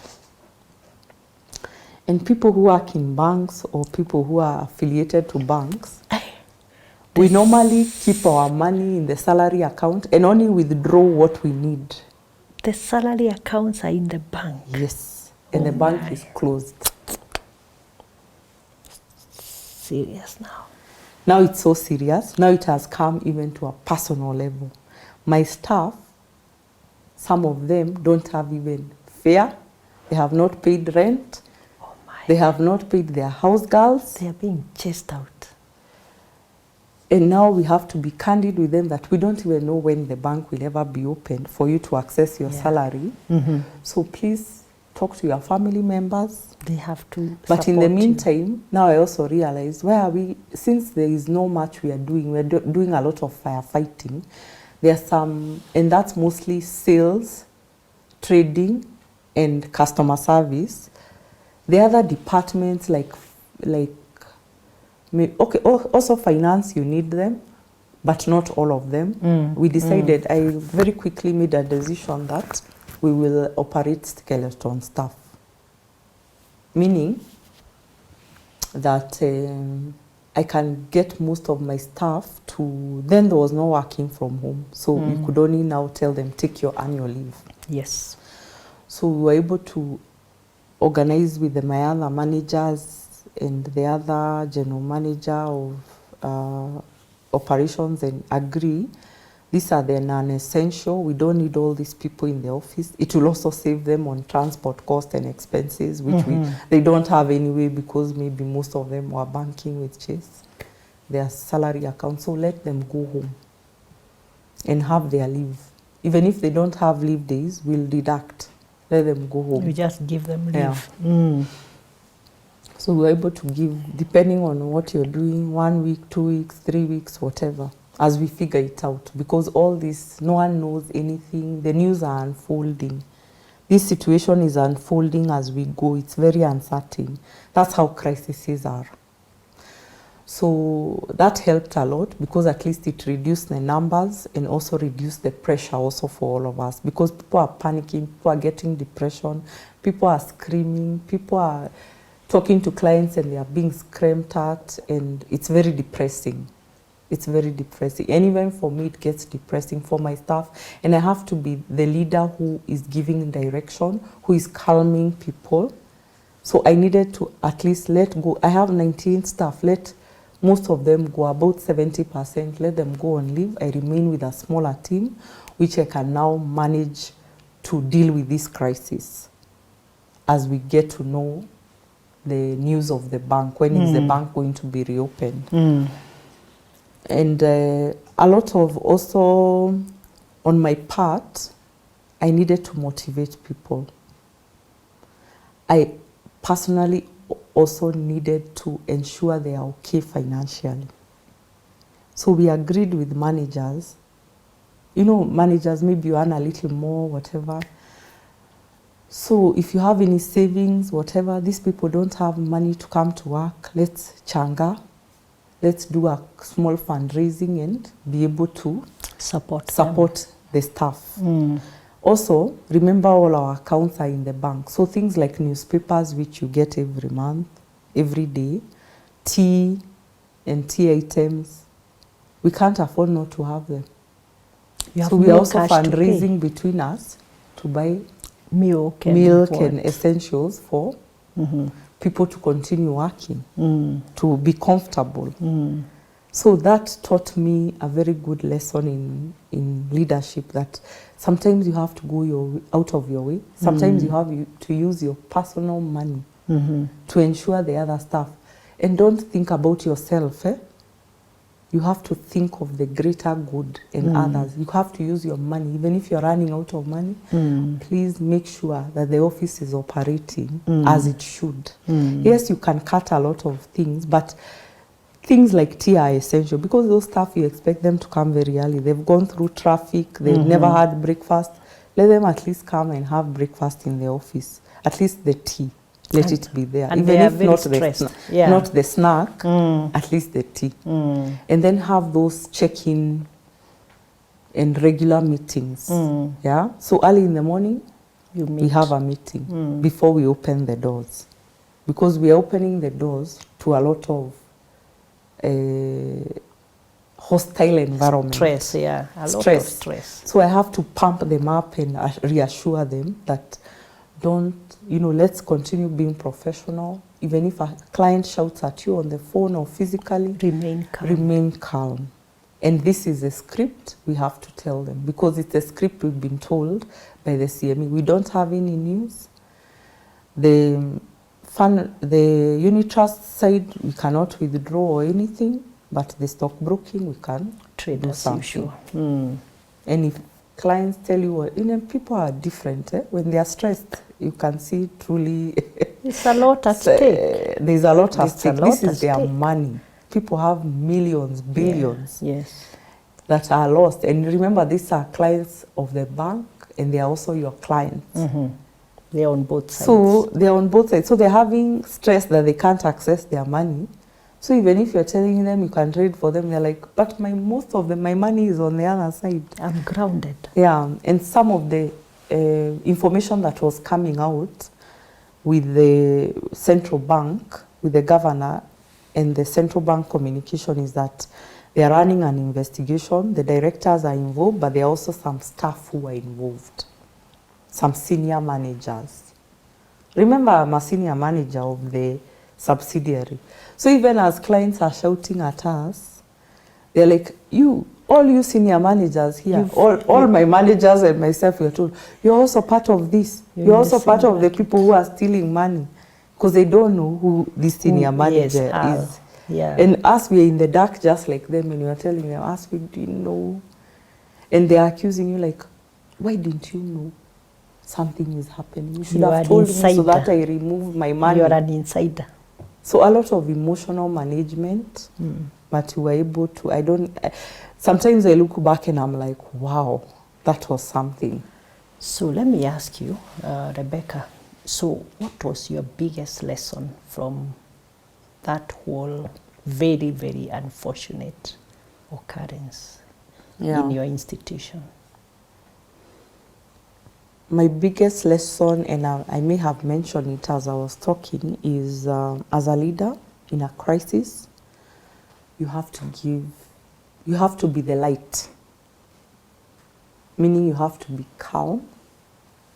You have to process your emotions and remain calm. And even when you don't have information, quickly think on your feet and give information to your staff.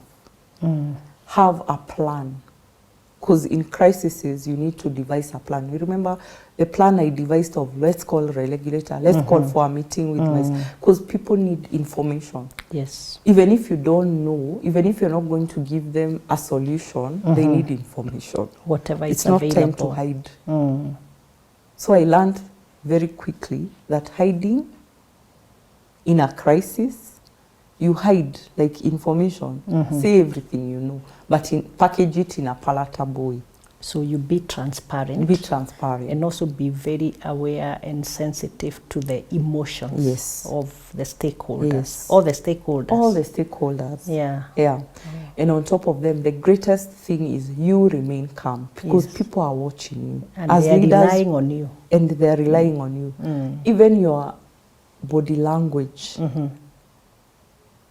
is very important. And when people see you're calm, they also become calm.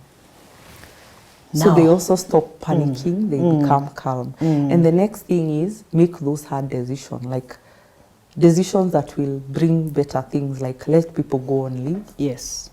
And then always seek information. So I was always at my regulators' beck and call to find out what's happening. Also with my colleagues at the bank, even when the receiver manager was appointed, I wanted to know so that I can come and tell my staff and also my customers. This is the update. Yes. So as a leader, you must also be brave. Bravery is it's courage. Yes. This is not the time to be scared. Leadership requires we be courageous. Yes. So I'm naturally a courageous person. That helped. That's why most of my other leaders were like, you, Rebecca, you talk. You be the one to tell us talk. what to do. And I was like, me? But I was like, you know what? I'm brave. I'm courageous. I've never hidden, even in a crisis. So I am not going to be the one to hide. So I was courageous all through. I was able to, you know, you put on a strong face. At home, you go and crash in your bedroom. You can go cry all you want in your bedroom, but when you come out of that bedroom, your child is there looking at you because they have also heard the news, and my child was 8 years, so they know what's happening. So I have to be courageous for my daughter, and at the same time, come to the office and be courageous to my staff, because they're like my children. What did your daughter ask you when you went home after the announcement? Oh my God. The first thing she asked me, Mom, are we going to be broke? Are you going to lose your job? Are you able to pay my school fees? Because now this is holiday, April. Yes. We are going back to school in a few weeks. Mom, do you have enough money to pay my school fees? Will we be able to live in our house? Because she knew it's a mortgage. Are we going to be kicked out? Do we have a home? She had so many, like 5 questions within one question. She's not even waiting for you to answer. Yeah. She's like, Mom, are we broke now? Have you lost your job? Are you able to pay my school fees? Will you be able to afford? Will we have food? So what you are telling us is that the crisis in the office extends even to stakeholders. Oh, yes. Outside the office. Yes. Even to your You also have your parents. Yes. I'm sure your parents My are worried. parents are calling. They are panicking for me. Are you okay? I am not okay, but I have to look okay. Put a brave face. Put a brave face. I don't know the future. I know the future up to today. I'm living every day at a time, because even the information we are having is daily. It's unfolding on a daily basis. Yes. So I quickly resonated and even told my managers, let's live each day at a time. With what we have and what we know. And if today ends, we thank God. Yes. If we end unscathed, we are good. We are okay. Tomorrow is a new day. We can face a new day. Yeah. Wow. And it went on getting better and better and better. And then the long and short of it is that our discussions with the capital markets, they were very clear that those same accused people cannot be our shareholders and directors anymore. So we need to get others. And of course, me, I need to get others. Like everything, because I'm the one communicating with the capital markets together with my colleagues. We're being told in that meeting room, can you get for us shareholders? Propose a few names. Yes. And of course, before you even think about shareholders, it's valuing the company. What are the assets, the liabilities, what are the opportunities? What's the real worth of this company for it to get new shareholders? So there's a lot of that valuation, intrinsic value, and trying to display it almost like an information memorandum, marketing this company. Also, CMA was being called by a few interested investors, the capital markets. So they were also telling us, oh, we are receiving calls from several people who are interested. We just need to get the pricing right. And also there's a lot of back and forth when it comes to transactions of that nature. When you're thinking of selling a business, there are lots of conversations, lots of meetings to agree on the terms, to agree on and you know, all this. Thank God that we had a corporate finance unit and someone who was very well versed with company valuations, and they have experience. They were a foreigner, and they were able to now value the company quickly, including the bank. They were helping the receiver manager to value the company. And for me, as the general manager of business development, I had to tap into my sales and connections to get to know people who have the ability to buy such a company. Because we're talking of a company at the time with revenues of more than 300 million, assets, the asset size of probably $500 million. So people who have that kind of money are not many in Kenya, but you have a few names, because I was dealing with high net worth individuals, with a few high net worth individuals. And of course, even them, they can connect you even if they are not interested. So it took us 2 months to get a good buyer, and we were able to get a good buyer who will come in, because the first thing you have to do is provide liquidity.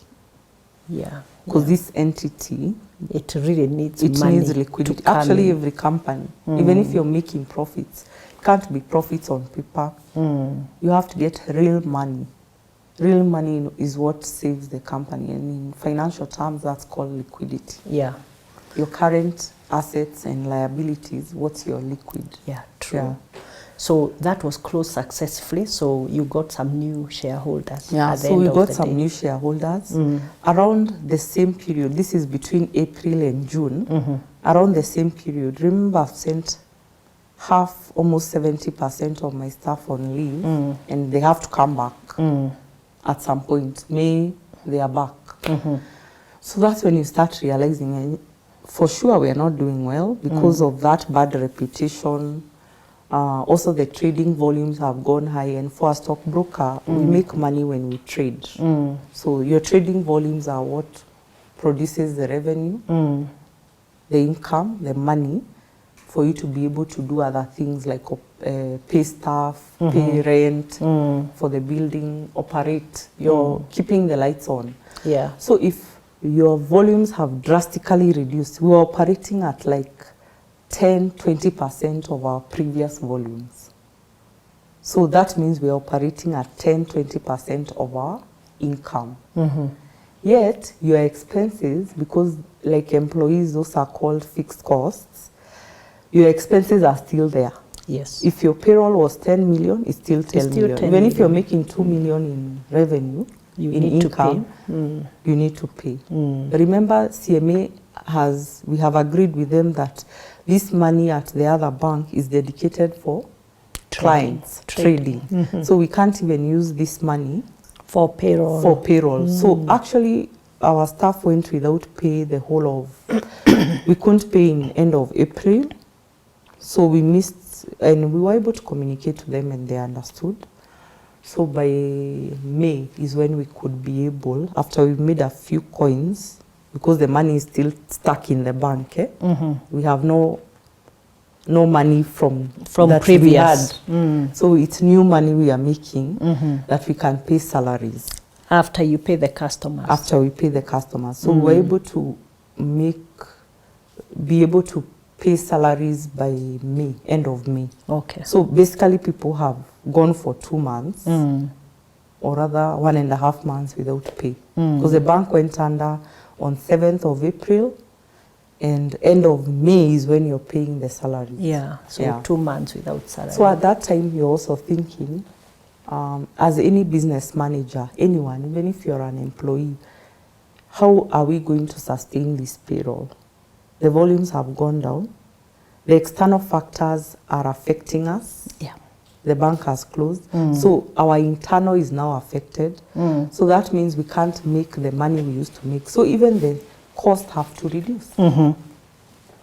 So the biggest cost in most financial services businesses is payroll. Let me ask you. This is something that not many people actually have to deal with. Yeah. You are still a very young manager. At that time, I'm 35. You are still a very young leader. I'm not even turned 35. Still learning. Yeah. Did you ever feel at any one point when you're dealing with this issue that you wanted to walk away? Or, I mean, it's too much. Did you ever feel? I never felt that way. Why? I think for me, in a crisis, I'm on adrenaline. I'm like I'm working. My head is so occupied in resolving this problem.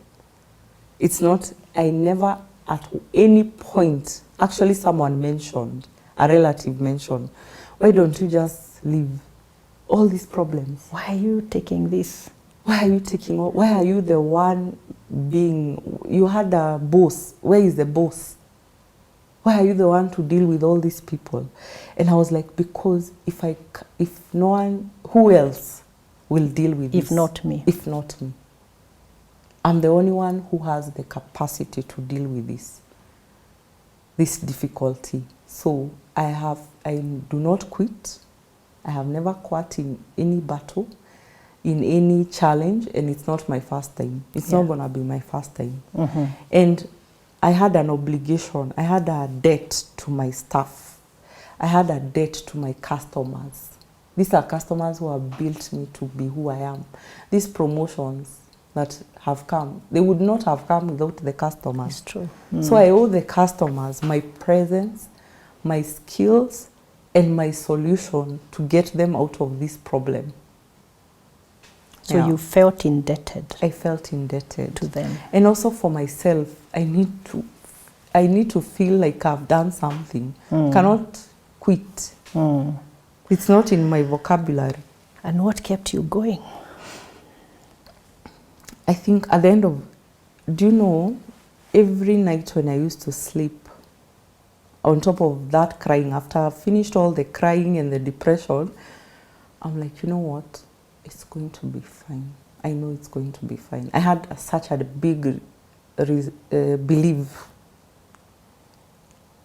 that it's going to be fine. And you could say I'm a Christian, so at the end of the day, I relied a lot on God, and I was like, you know what, God, you can't take me here, only to dump me here when I need you most.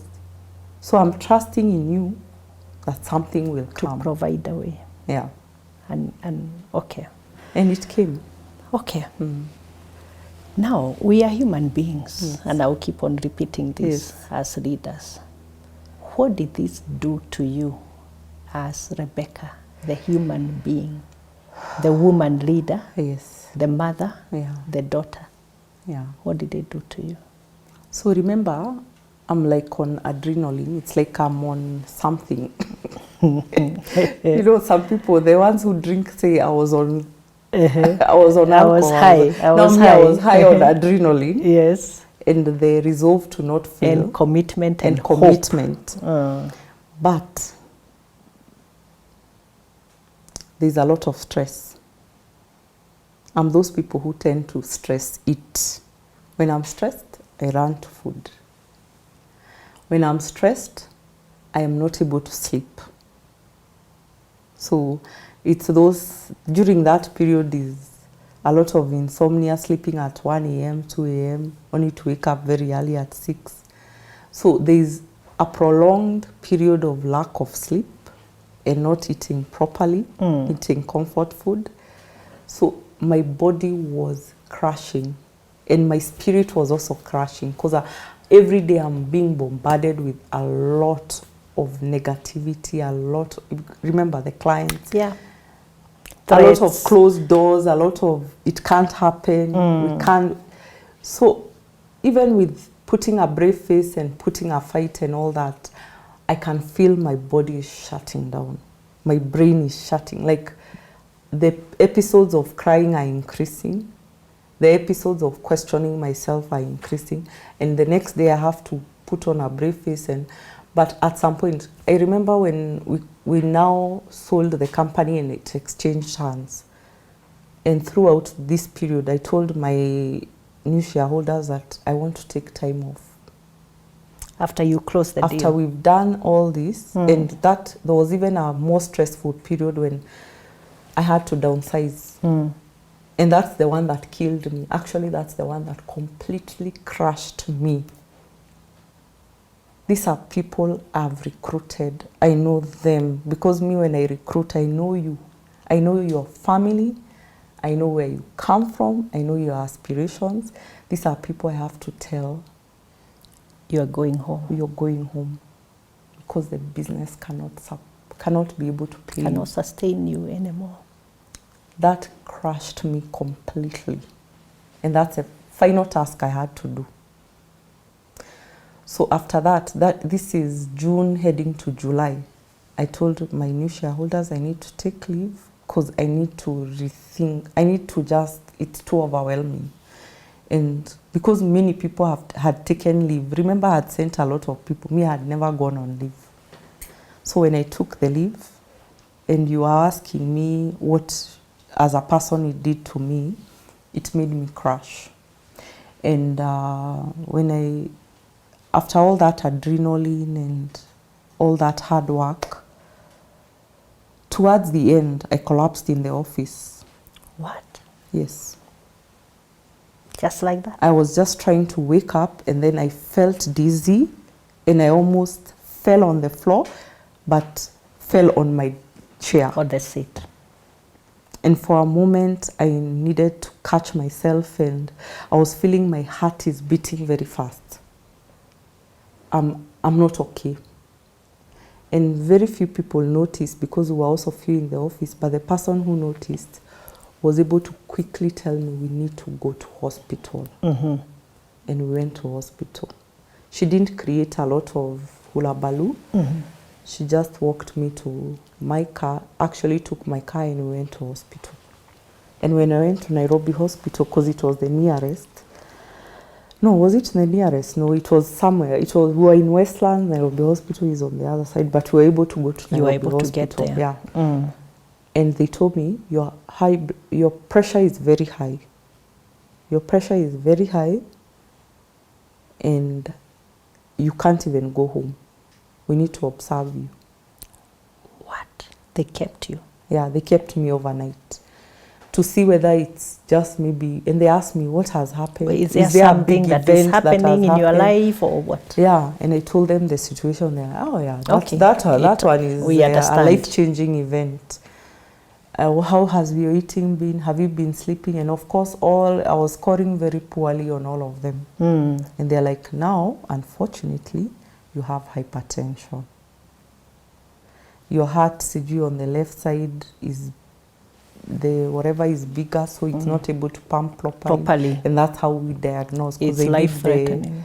They did the ECG. Yeah, sure. It's called ECG or something. Yeah. And they were like, your heart, whatever is not doing normal.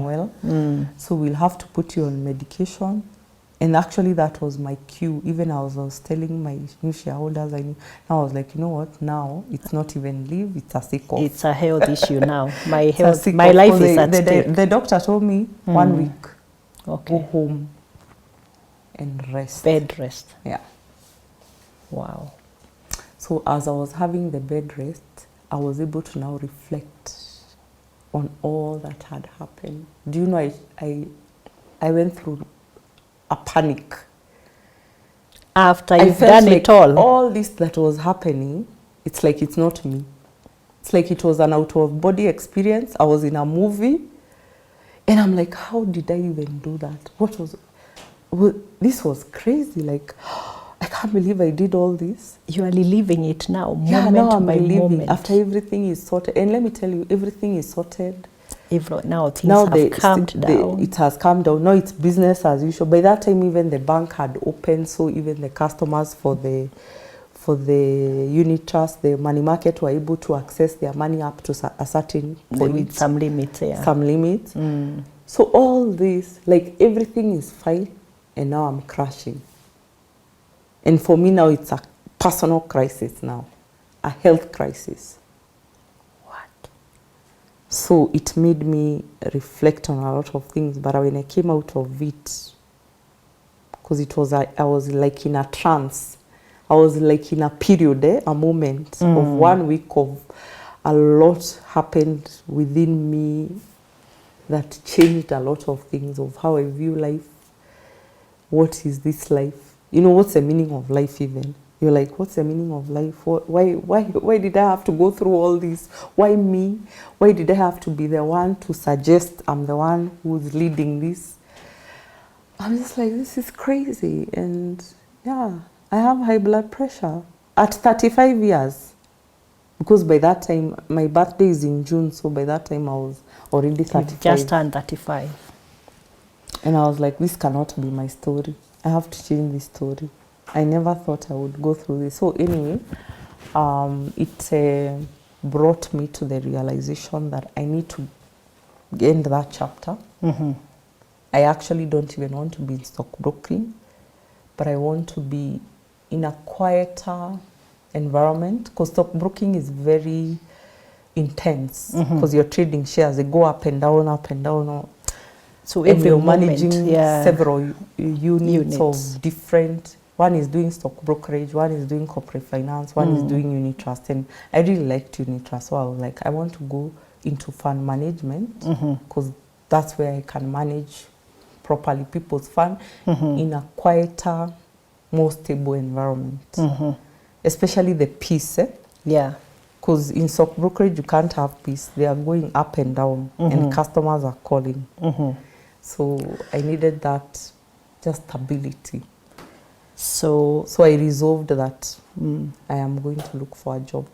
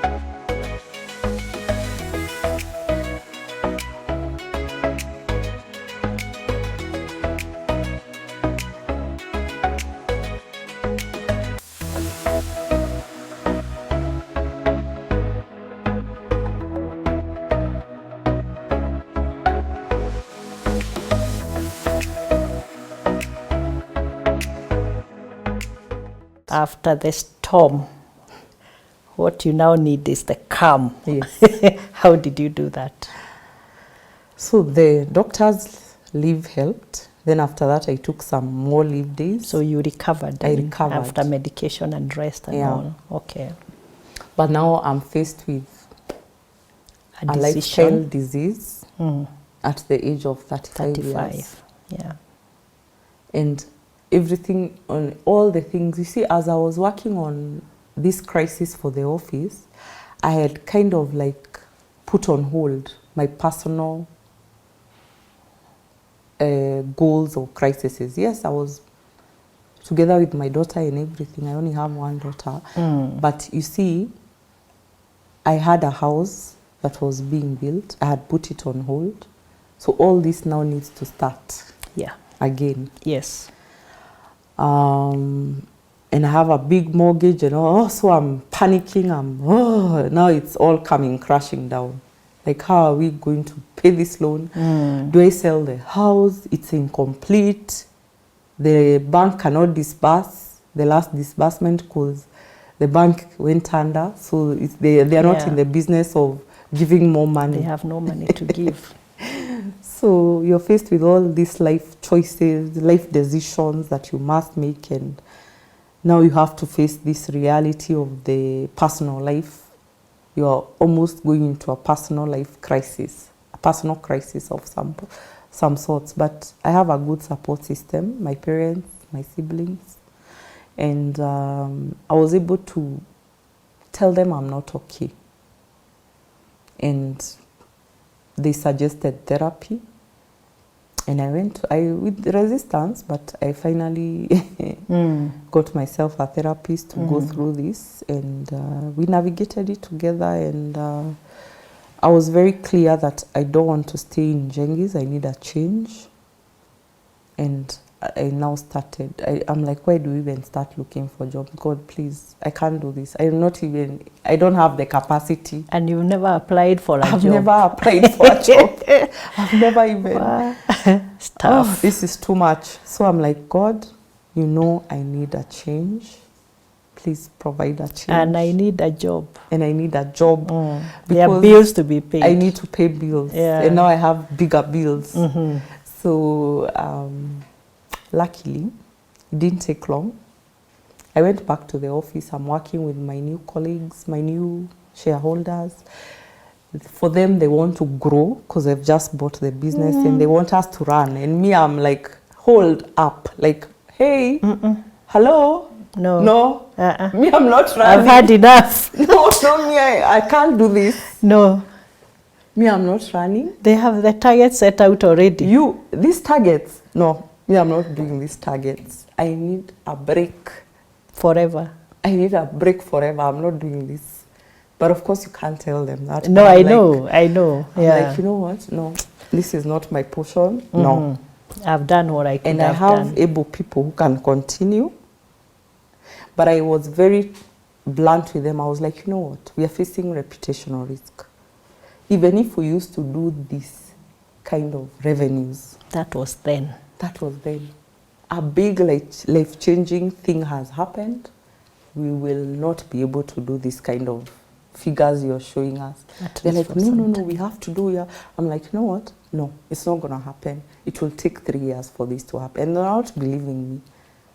But I think later on they got into the reality. And when I got the other job, I was very lucky because one of my colleagues, when I told them I need to leave during the conversations after I came back, one of my traders actually in the trading department told me, there's a job that has been advertised in Madison, general manager, and you're a general manager, business development, and they need a general manager. Look at this job profile.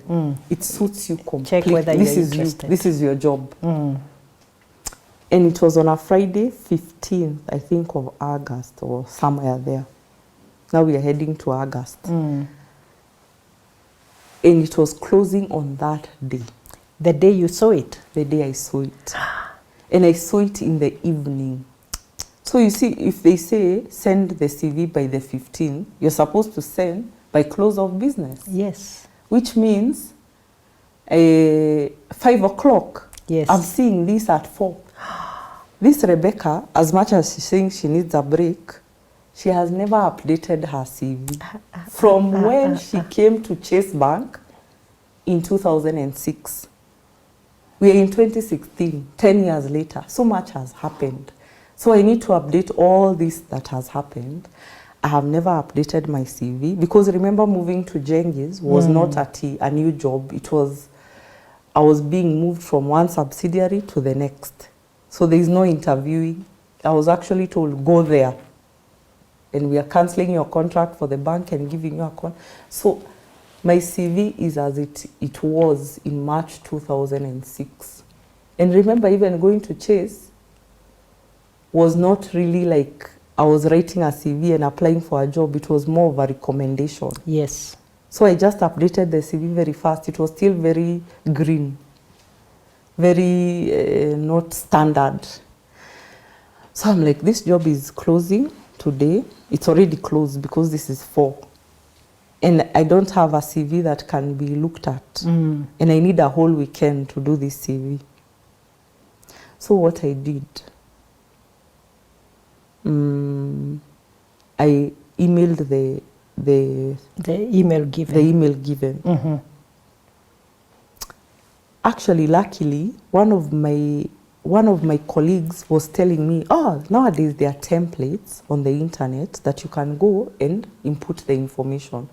Just give yourself time, even if it's tomorrow morning, work on it today, tonight, and send the CV. Even if it's tomorrow morning, I'm sure they will not close you Whatever out. you'll have ready, send it tomorrow. And even if the deadline is today, depending on how you respond, they might take you. So that's what I did. I just updated my CV very quickly, and the next day I wrote them an email and told them, I'm so sorry, I saw this late, and I had not updated my CV. You know, I'm just telling, I'm saying the truth. I'm just accusing, like saying it as it is.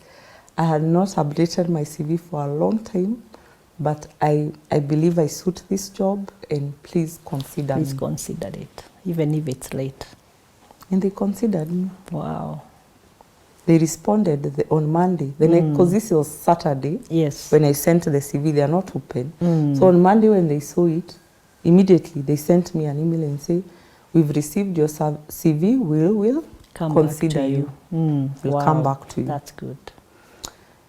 And I was taken. Madison. It was a rigorous interview process. Yeah. Almost stretching to 3 weeks. Actually, like 2 to 3 weeks, but I got the job. You got the job. Yeah. Wow, well done. Yeah. So tell us, who is Madison? What do you do in your current role? So Madison Investment Managers Limited is a fund management in Kenya. We are called also asset managers. The name is used interchangeably, asset manager And or fund manager. We manage funds, starting with pension funds. You know, most people know pension funds because maybe they are part of a retirement benefit scheme from their employer. So that's called a pension scheme, and it's managed by fund managers. It cannot be managed by finance managers. It must be a regulated person also. Yeah, regulated. We also manage some products. The most, I think, right now in Kenya, the most popular is called money market funds. Money market funds comes from a broader product called unit trust funds. They're usually funds that, and I'll explain a little more about them, but let me come to Madison. Madison Investment is part of a group, an insurance group called Madison Group, and Madison Group has 3 subsidiaries. Madison Investment being one, fully owned. Madison Life Assurance is the next one, and it's actually the oldest. It's the one that gave birth to all of us. Madison Life has been around for the last 40 years. In the insurance industry in Kenya, it does life insurance. Life insurance, okay. And then we also have Madison General. It's also as old as Madison Life, because they were together. And it does general insurance business. Think motor vehicle insurance, think health insurance. That's a general insurance. Life insurance is like the education plan, policies like life insurance policy. That's Madison Life. Credit life, all that. And yeah. Okay. Yeah, so we come from that insurance group with the 3 subsidiaries, and it's fully owned by Kenyans, no foreigners. And the founders, the major shareholders are 2 individuals who it's in public domain, Sam Garoya and James Wainaina. And they've been managing the institution, the group, as it's grown for the last 40 years. They've dedicated their life work on that company. They work, before they were just corporate managers in various institutions in Kenya, including government, Yes. central bank and all. So they are seasoned professionals in this market, financial services. And entrepreneurs. Yeah. And the rest, we also have smaller shareholders, many Kenyans, including some original staff members who were got there shares. who got shares when it was starting.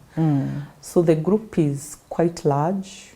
I would say it's a medium-sized insurance group. When you look at the ranking, or when it comes to insurance, we are all ranked top 15. Okay. So we are middle-sized. Out of how many? Insurances, I think there are 50-something. 50-something, okay. So somewhere in the top 15, you're already a large insurance company. For the investment, we are ranked between, over time, because the industry has grown.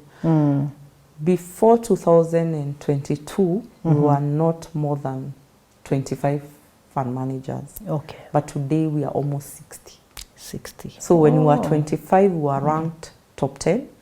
Now that we are almost 60, we are ranked 13th in the industry. So also a large in terms of funds. I can say the funds we control today are towards 20 billion total funds, but the unit trust funds have crossed 11 billion as we speak. That's good. And the industry is a very fast growing industry. It's the fastest growing in the financial services, let alone fund management industry. So even when you look at banks are not opening new banks. The banks that are being opened new are very few. And also they are the same funds. Yes. They are growing a lot. But in terms of fund management, there's a lot of interest in money market funds. And it has grown. Before COVID, the industry was not more than 100 billion. In total? Yeah, before COVID. Oh. Now, we have just, as at March of 2025, first quarter, we hit 499, half a trillion. Wow, 5 times. Yes. That's and the amazing. players have also increased. Yes. From 18 to 25 to 60. Almost 60. Yeah. So it's the right place to be. It has grown. It's a very good industry, very professional, very technical. Because the things we deal with, when you think of investment as a Kenyan, you think of real estate. I think that's what has been oversold. In real estate, of course, I had told you earlier, it's a very high risk. In terms of when we think of investments in school, as we're learning in school, classes of investments carry different risk. Government securities like T-bills, T-bonds, and bank deposits are regarded as low risk. Money market funds are also in that class of low risk. Then we come to medium risk. Medium risk is investments such as now when you start trading, trading in bonds, anything trading is going to medium to high risk. And then also other investments. There are several, may not be very common with Kenyans, but we have balance fund there, part of unit trust. We have special funds there, also unit trusts. We have things like commercial papers, corporate bonds. Those now become more familiar. And other investment. But on the high risk spectrum, we have real estate. So even if it's a property, land, it's regarded as high risk. Shares are also there. They are high risk. Derivatives are also there because they are part of traded securities, ETFs, and many others that may not even be trading in Kenya. They are in other developed markets. They are regarded as high risk. So in the low risk side, you have the bank deposits, depending on which bank it is. If it's a tier 1, very low risk. Tier 2, tier 3, they tend to go to medium risk. Unit trust funds, they are in between low risk and medium risk. And the thing about, as I said, about investment, most investors don't know that certain investments in investment terms are regarded as high risk. So I'm in a space where we deal with low and medium risk investments, which are very stable, which sometimes look boring to investors, because when we tell them we are going to make for you 10%, 9%, 14%, they're like, no, me, I want to double. Double within a few months. Me, I want to double. If I give you 10,000, I want 20,000 at the end of the year. What? And you're telling them, no, that's not possible. It's not possible. Because whatever we invest in is still in this. If you buy a 10-year bond today, you're getting it at between 12 to 13 at the current levels. It had gone to 17 last year, but at the current levels, you're looking at 12 to 13. So if the low risk, actually treasury bills and bonds are called risk-free, zero risk investments. If that's the benchmark, if the benchmark is giving, a 10-year bond is giving 12 to 13%, and today a T-bill, even the 1-year T-bill is giving you 9.9%. The rates have come down. Yes. The 91-day T-bill, which is a 3-month T-bill, is giving you almost 7%, going to 8%. Then by the time you want to double your investment, you also have to realize that's a very high risk. In fact, that's high risk. Hiyo ni kama betting. So if you want 100% return, doubling, go to betting. But betting, you can also lose everything. Yeah, people normally lose everything. Yeah. Okay, so tell us about, because we are getting a lot of queries on unit trusts, because they are not very old in the market, or maybe it's only that the retail investors have not become very aware of what they are. So could you explain what do you mean when we talk about unit trusts? What are the benefits? What are the risks? If someone was to make a decision whether to get there into that space. Yeah, it's good that there is a lot of interest coming, but there are still a lot of Kenyans who are not aware. I was looking at the statistics from the industry, those published in recently, actually like 2 weeks ago, from the capital markets. They were looking at unit trust funds, and they were saying that figure I've told you, 499 billion in funds and over 2 million investors. So that means there are some 2 million Kenyans who are investing in this market. Now, if you have 55 million Kenyans, that shows that's about what percentage? A small percentage still, less than 5% of people are investing in our market. But that's encouraging, because there was a time before COVID, we were not even 500,000 Kenyans who were investing in unit trust money market funds. So let me demystify unit trust funds. Unit trust funds, in the most layman term I can look for, because we are accused as investment people of talking of jargons. Acronyms and jargon that we don't understand. So the name is unit trust. It's a jargon. Yes. But what it means in layman term is a pooled investment. Think of a chama. That chama, like a table banking chama. You give me, all of you remove 5,000 every month. I'm a 1,000. So you are like 50 of you, so that's 50,000. If you're removing 1,000 and you're 50 of you, at the end of the day, that chama will have that month 50,000. So that 50,000, let's call it a fund. So it has 50 investors depositing 1,000 together to make it 50,000. Now, let's complicate it a little bit. Now, a unit trust fund has several investors, people who have different amounts. they have put in into this pooled fund. So Mary has put 1 million, Rebecca has put 5 million, John has put 2,000, the other person has 500 shillings, another one has put 100 million. And many of them, they pull together. And the reason why it has to be pulled is because it's investing in a particular strategy. Like it has a particular way of investing.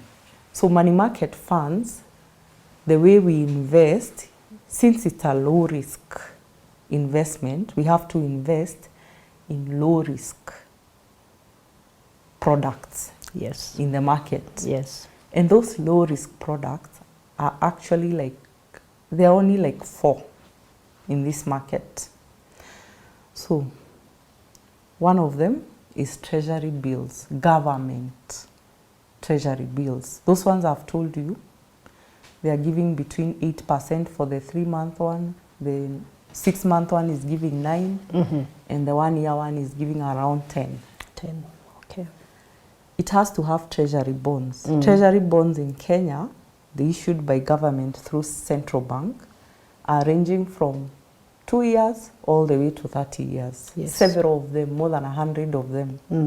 It can invest in that. It can also invest in bank deposits with several banks. All the banks that have been given by central bank a license, you can invest in any of them.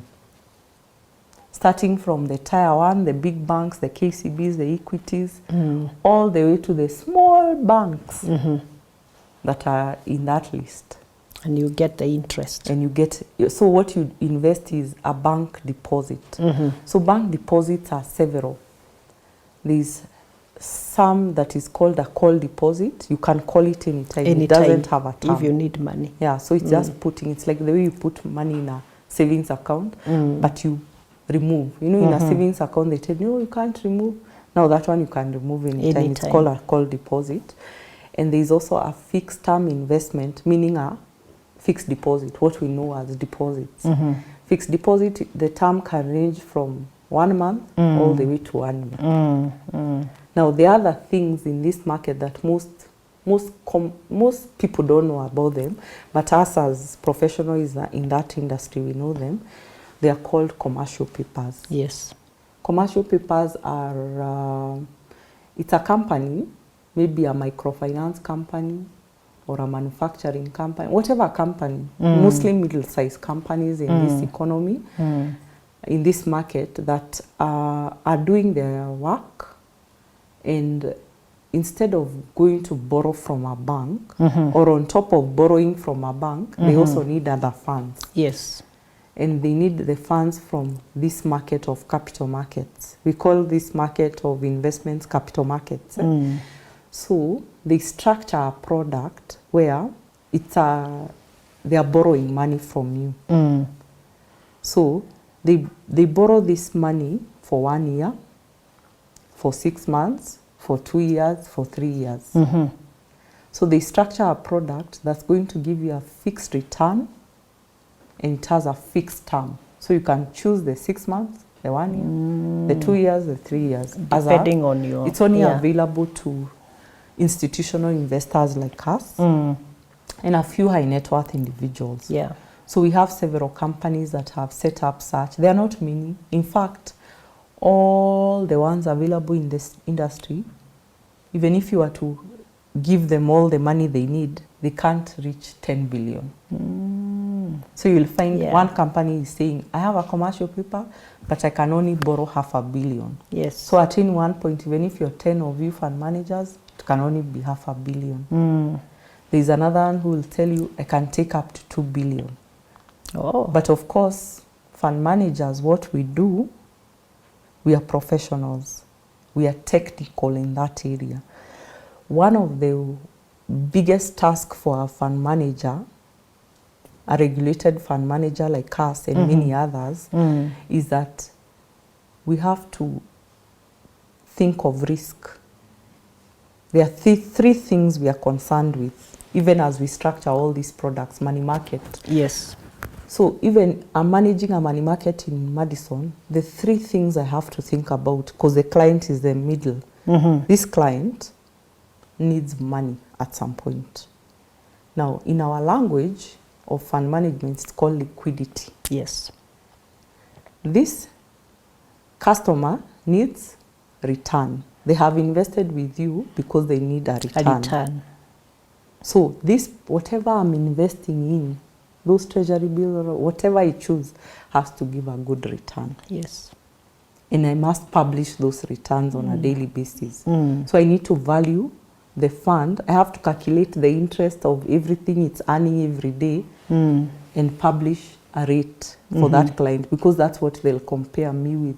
Madison, Everybody return, else. everyone.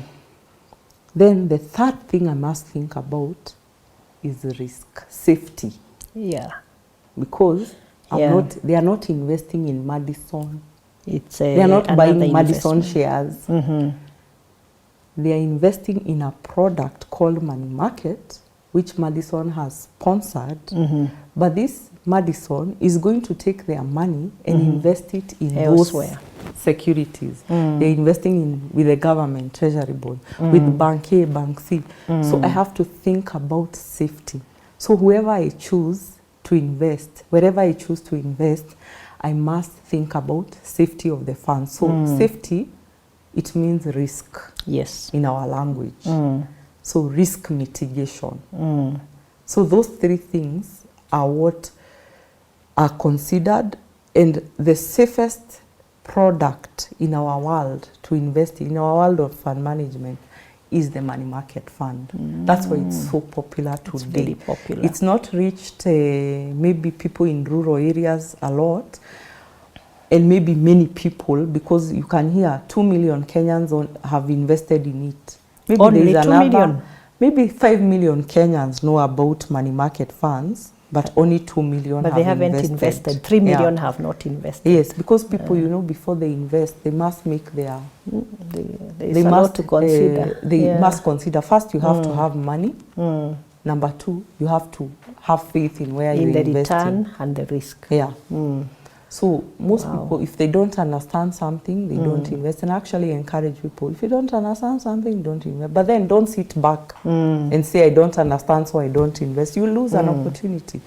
Find out. Nowadays, all of us fund managers, Madison, Old Mutual, NCBA, everyone is marketing their products online. If you go on Twitter, on Instagram, people's websites, you'll see a lot of information. So as Kenyans, we also need to tap into this information. But the reason why fund managers are not advertising in the press, we are not advertising in the newspapers, you won't find us putting billboards, very few, is because the money we make is so small. So when a customer gives me whatever money they're giving me and I'm investing in the money market, the most I can charge as my management fee is 2%. Is there a regulatory limit? Yes. There are some prescriptions. Yeah, so the Capital Markets Authority is very keen on such things because they are there to protect the investor. The interest of the investor. And these funds, unit trust funds, are heavily regulated because these are retail funds. These are funds that are invested by the common Kenyan. We cannot afford to lose that money. So the capital markets is very keen on where is this fund manager investing. We have been assigned, like, this is a much you can invest in this asset. Like those things I've told you, commercial papers, we can't invest more than 10% of our funds in that. So there are some regulatory limits on every asset class. Yeah. What you're investing in, how your average maturity for your fund, like after we value all those investments, you've taken a 10-year bond, a 25-year bond, a 2-year commercial paper, a 1-year bank deposit. At the end of the day, because these funds must provide liquidity. When a customer comes today, I want money, you must be able to pay them. Money market also is a product that, and that's why it's liked by customer. You can withdraw anytime. Anytime. So for the fund to be able to withdraw anytime, you can't have a lot of long-term assets. You can't have a, you know, if you buy a bond today and it's 20 years, you cannot withdraw unless you sell. Because it's long term. It's long term. Most people invest for that 20 years. So also the capital markets is able to give us limits, like you can't, when we value all your funds, the average maturity of this fund cannot be more than 18 months. Now work it out from there. Work it out from there. And it must provide customers with money anytime they need it. So if I need to withdraw my investment, if it's in a bond and it's for 4 years or 5 years, I have to wait for 4 years or 5 years. Or you can sell. But I sell at a loss. You can sell, it depends on the market. If I do premature. Yeah, if you do premature, there are two things. Now that's when you unless you become a sophisticated, if you are just there with your 100,000 bond, it will be very hard to sell it in the market. Even if there is a trading, a secondary trading of bonds. Yes. But they don't trade in 100,000 denomination. They trade in 100 million denomination. Trading happens at 100 million and above. Yeah. The others are called odd lots, and they don't attract a good price. So most of the time, you will sell it at a loss. At a very low price. Or you go back to central bank and do something called selling to the central bank, which in our world, in that jargon world, it's called discounting. Discount it with the central bank. Yeah, so you lose money. Yes. Yeah. So I encourage most people, you and me, to buy unit trust funds, because those unit trust funds, if you want that bond, the unit trust fund has, the money market has that bond. So you don't have to wait for 10 years. Yes. To get that bond. And remember, the interest you're getting is quite high.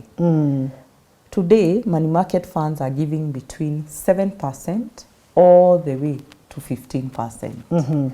So the sweet spot is around 11 there. 11%. 11%. Okay. So 10 to 11. So if you're getting 10 to 11 and you can withdraw any time, that's a lovely investment. If I get an emergency and you have my money, and I tell you now I need to pay a hospital bill, so how soon can I get my money? So most of us in the industry are able to process that request within 2 working days. Maximum 2 working days. Maximum. Wow. But some are able to give it on the same day.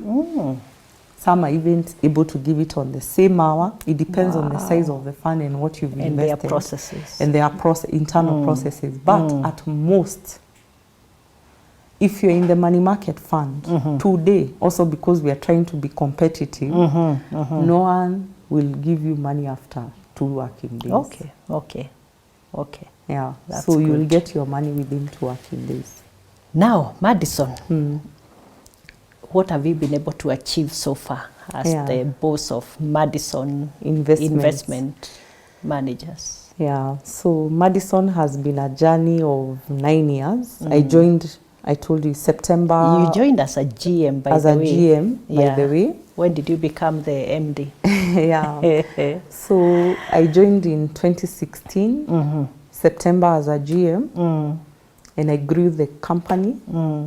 We started at total funds of 4 billion. By the time I was promoted to an MD, a CEO, we had already attained total funds of almost 10 billion. Oh, wow. Yeah. Wow. So that was also the reason why they promoted me. I also work with very, very good colleagues. I've built a team of high performers, so we're able to blow those budgets. And I also have a very supportive board. Those founders I've talked to you about, they are very supportive. And I found my peace in Madison. And I was able to thrive from that crisis. I was able to, they were patient with me, they were very good with me, and I was able to build a team with a, given time. I was able to build a team and a high performing team, because I'm still very aggressive, even if I've gone through a crisis. So when I was able to pick myself up after all those health struggles, I built a team around me that was performing well. We were able to look at the market and see where we fit in. And we started performing very, very well. Initially slowly, but as time moved, very fast. The and momentum now has the grown. momentum has really peaked. Every other week, my team, 500 million, Wow. 1 billion Nice. of growth of funds. So it's really growing with a lot of momentum. But I must say I have a very good team, high performing team. So I was promoted 4 years ago in 2021 when I became the MD, and the journey has been amazing. Not challenging in a different way. Yeah.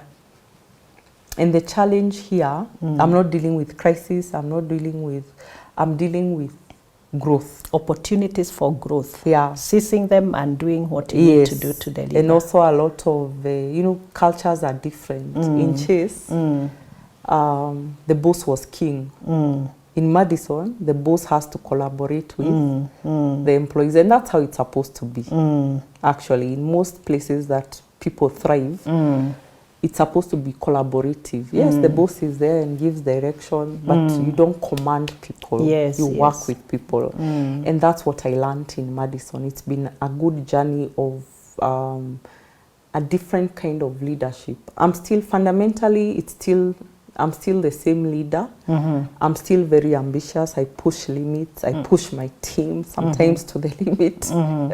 And they know me as being very aggressive and you must perform with Rebecca, but I've become more patient. Yeah, and you are giving them space to grow. And I'm also giving them space and to empowering grow. them to, stretch themselves. And, training opportunities and all that. But then the environment is quite conducive. It's good. At Madison. Wow. Even from the group perspective, it's a very conducive environment for people to grow. You can actually do a lot. Very supportive. Yeah, very supportive, collaborative, consultative. So it's been a good journey.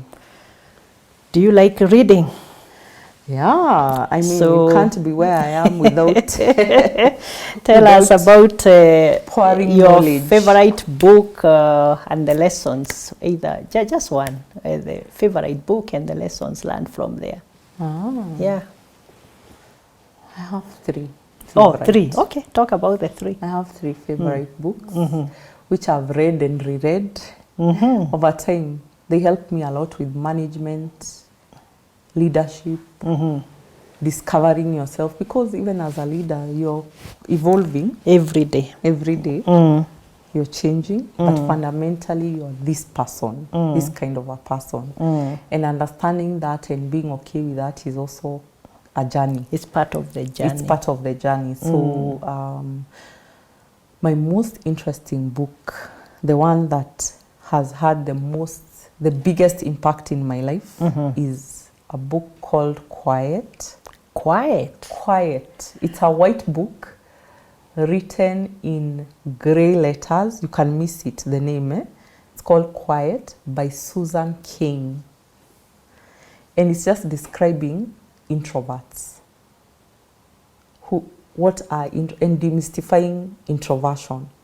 Because introverts, and I am one. You are an introvert. I am an introvert. Rebecca. I am such an introvert.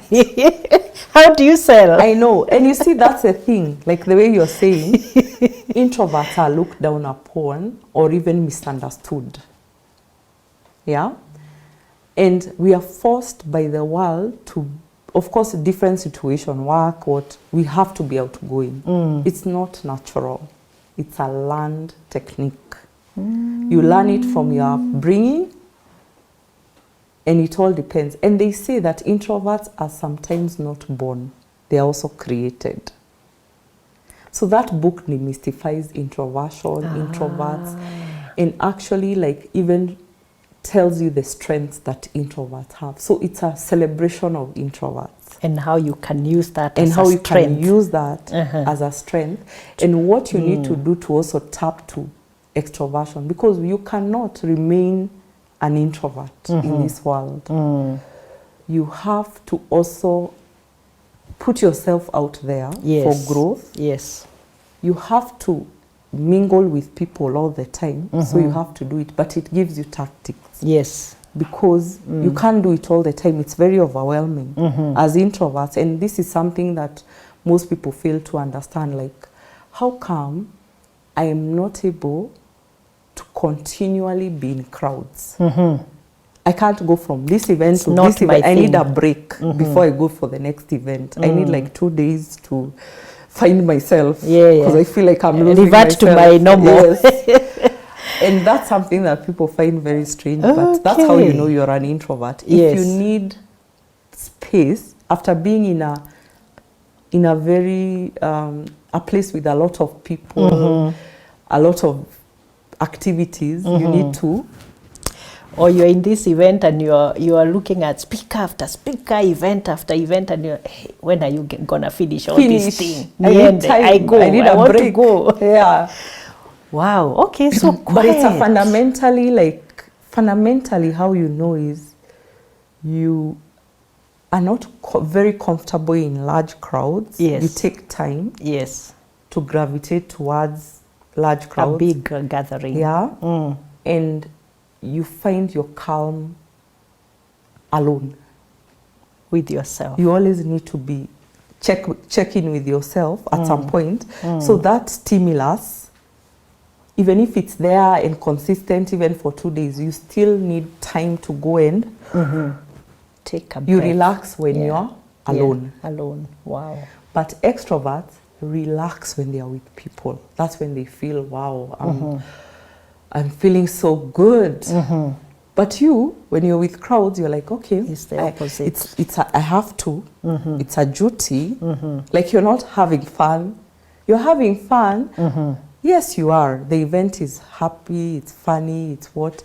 But you're like, oh my God, when is it ending? So that, I need to go home. Like, you're like, okay, I'll be there for like 2-3 hours and then I'll just I need disappear. to go. Yeah. So when you see people disappearing, check. They are those ones who will stay. They'll be the last to leave. The last person in the party. Most probably that's an extrovert. Okay, and they're even wondering what happened. Like, the music has Let's gone. continue. Even morning. Let's have breakfast. Wow, they're in their comfort zone. That one made me so comfortable. First, I was so shocked to learn at my... I got to start reading the book when I was 37. So it was such an eye-opener. I used to think that these things I do of going to in my quiet place, relaxing when I'm alone. I leave people in the sitting room and go upstairs take to a relax. few minutes. When people come to my house, even it's a party, maybe it's even my birthday. You take a break. I will be then you disappear. And then quietly. I'm like, give me a minute. I go and I'm like, okay. And I'm like, what's wrong with me? There's something wrong with me. So that's when I was like, wow, this is why I do that. I'm not like mental. There's nothing wrong with me.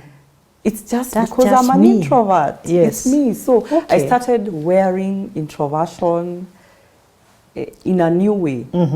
And learning the tricks, like what not to do to, because it can also be very uncomfortable for other people. For the other people, if they don't understand you. If they don't understand you. And you can't go explaining to every person. And that even if you explain, they may not understand. And they might actually shun you and be like, because she people doesn't like talking to people. They don't like people. In fact, introverts have been told, these people are the ones who hate people. No, on the contrary, we feel everything.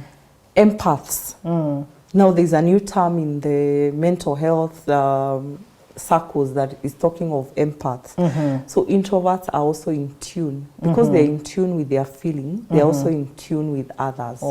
I'm one of those people, and that's what has helped me in leadership. I'm able to note, Rebecca is not okay today. You are not like wrong. Yourself. Something is wrong. Because I'm so attuned to my feelings and people's feelings. And other people's. So I'm able to note, even I tell my managers, can you check on your staff so-and-so? There's something wrong. Please talk to them. So are you saying that introverts are more likely, not always, to be more emotionally intelligent as leaders? Yes. I think that's what I'm hearing. Imagine. Yeah. But when they've not discovered who they are, It could be work against it will them. be so Yeah. bad. Okay. Because they'll be the most unintelligent emotionally of the situation.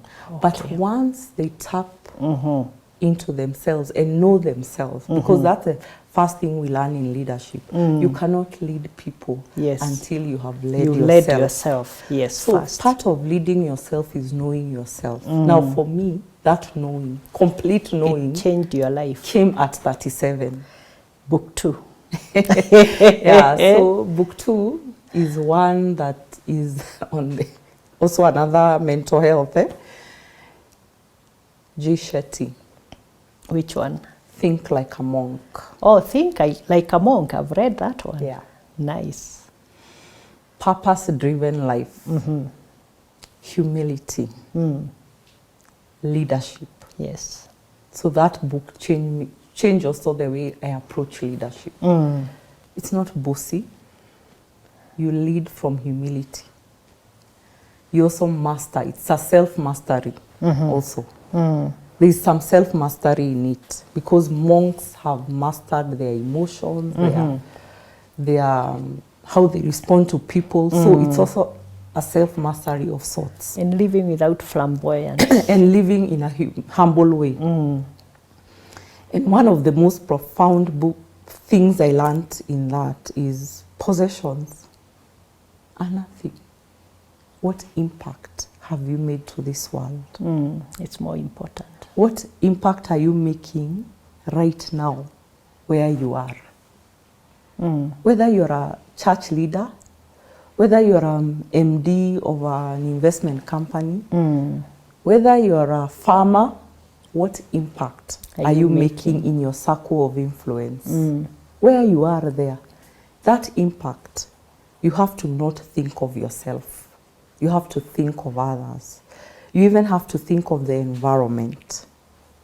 So that's where the humility comes in, yeah.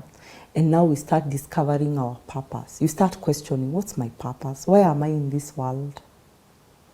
Because even as J. Shetty became a monk, it was a self-discovery kind of thing. He was asking himself those questions. Yeah.